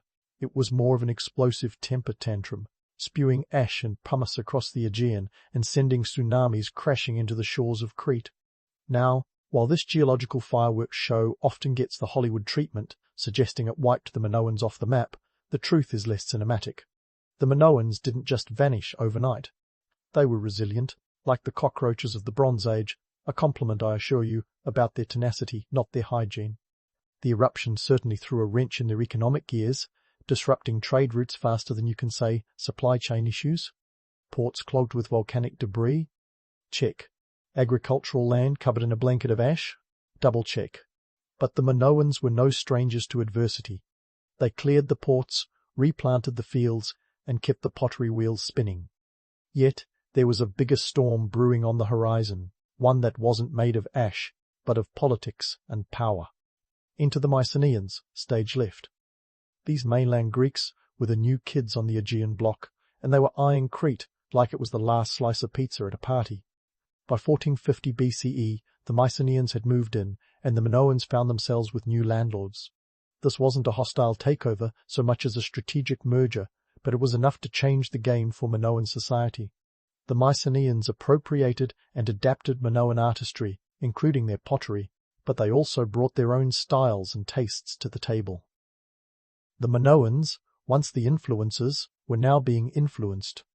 Economically, the Minoans' world was also shifting. The trade networks they'd painstakingly woven across the Mediterranean started unraveling as new powers emerged. The Egyptians, Hittites and others were muscling in, and the Minoans, caught between natural disasters and political upheavals, found it harder to maintain their market dominance. The once bustling trade routes became a little less Minoan-centric, and the ceramics that had been their calling card became just one more item in a crowded market of goods. But let's not bury them under the rubble of history just yet. The Minoans left an indelible mark on the cultures that followed. Their pottery, with its dynamic designs and artistic innovation, influenced Mycenaean art and, by extension, the wider Greek world. Fast forward a few centuries, and you can see echoes of Minoan style in the geometric patterns of ancient Greek pottery, like a cultural game of telephone played out over millennia. The Minoans also left behind another legacy, the idea that everyday objects could transcend their utility to become symbols of status and style. They were the original purveyors of this trend, long before a certain coffee brand convinced us that our morning brew needed to be a lifestyle statement. So, the next time you sip from that artisanal mug, remember you're participating in a tradition that stretches back to the sun-dappled shores of ancient Crete. Ultimately, the decline of the Minoans wasn't the tragic, sudden downfall of romantic legend, but a gradual fading into the vibrant tapestry of history. Yet, their influence endures, a testament to their skill in turning humble clay into cultural currency. They remind us that while civilizations rise and fall, the human penchant for turning the ordinary into the extraordinary is as timeless as the tides. As we wrap up our journey through Minoan pottery, let's reflect on our own world. We're still obsessed with objects that tell stories, reflect status, and define style, just as the Minoans were. The next time you find yourself gazing at an ancient vase in a museum or admiring a particularly well-designed piece of modern decor, remember, you're participating in a legacy thousands of years in the making. The tools and materials may have changed, but the human desire to create, to communicate, and to captivate through art remains as enduring as ever. In the end, it's not just about the clay, it's about the stories we shape with it,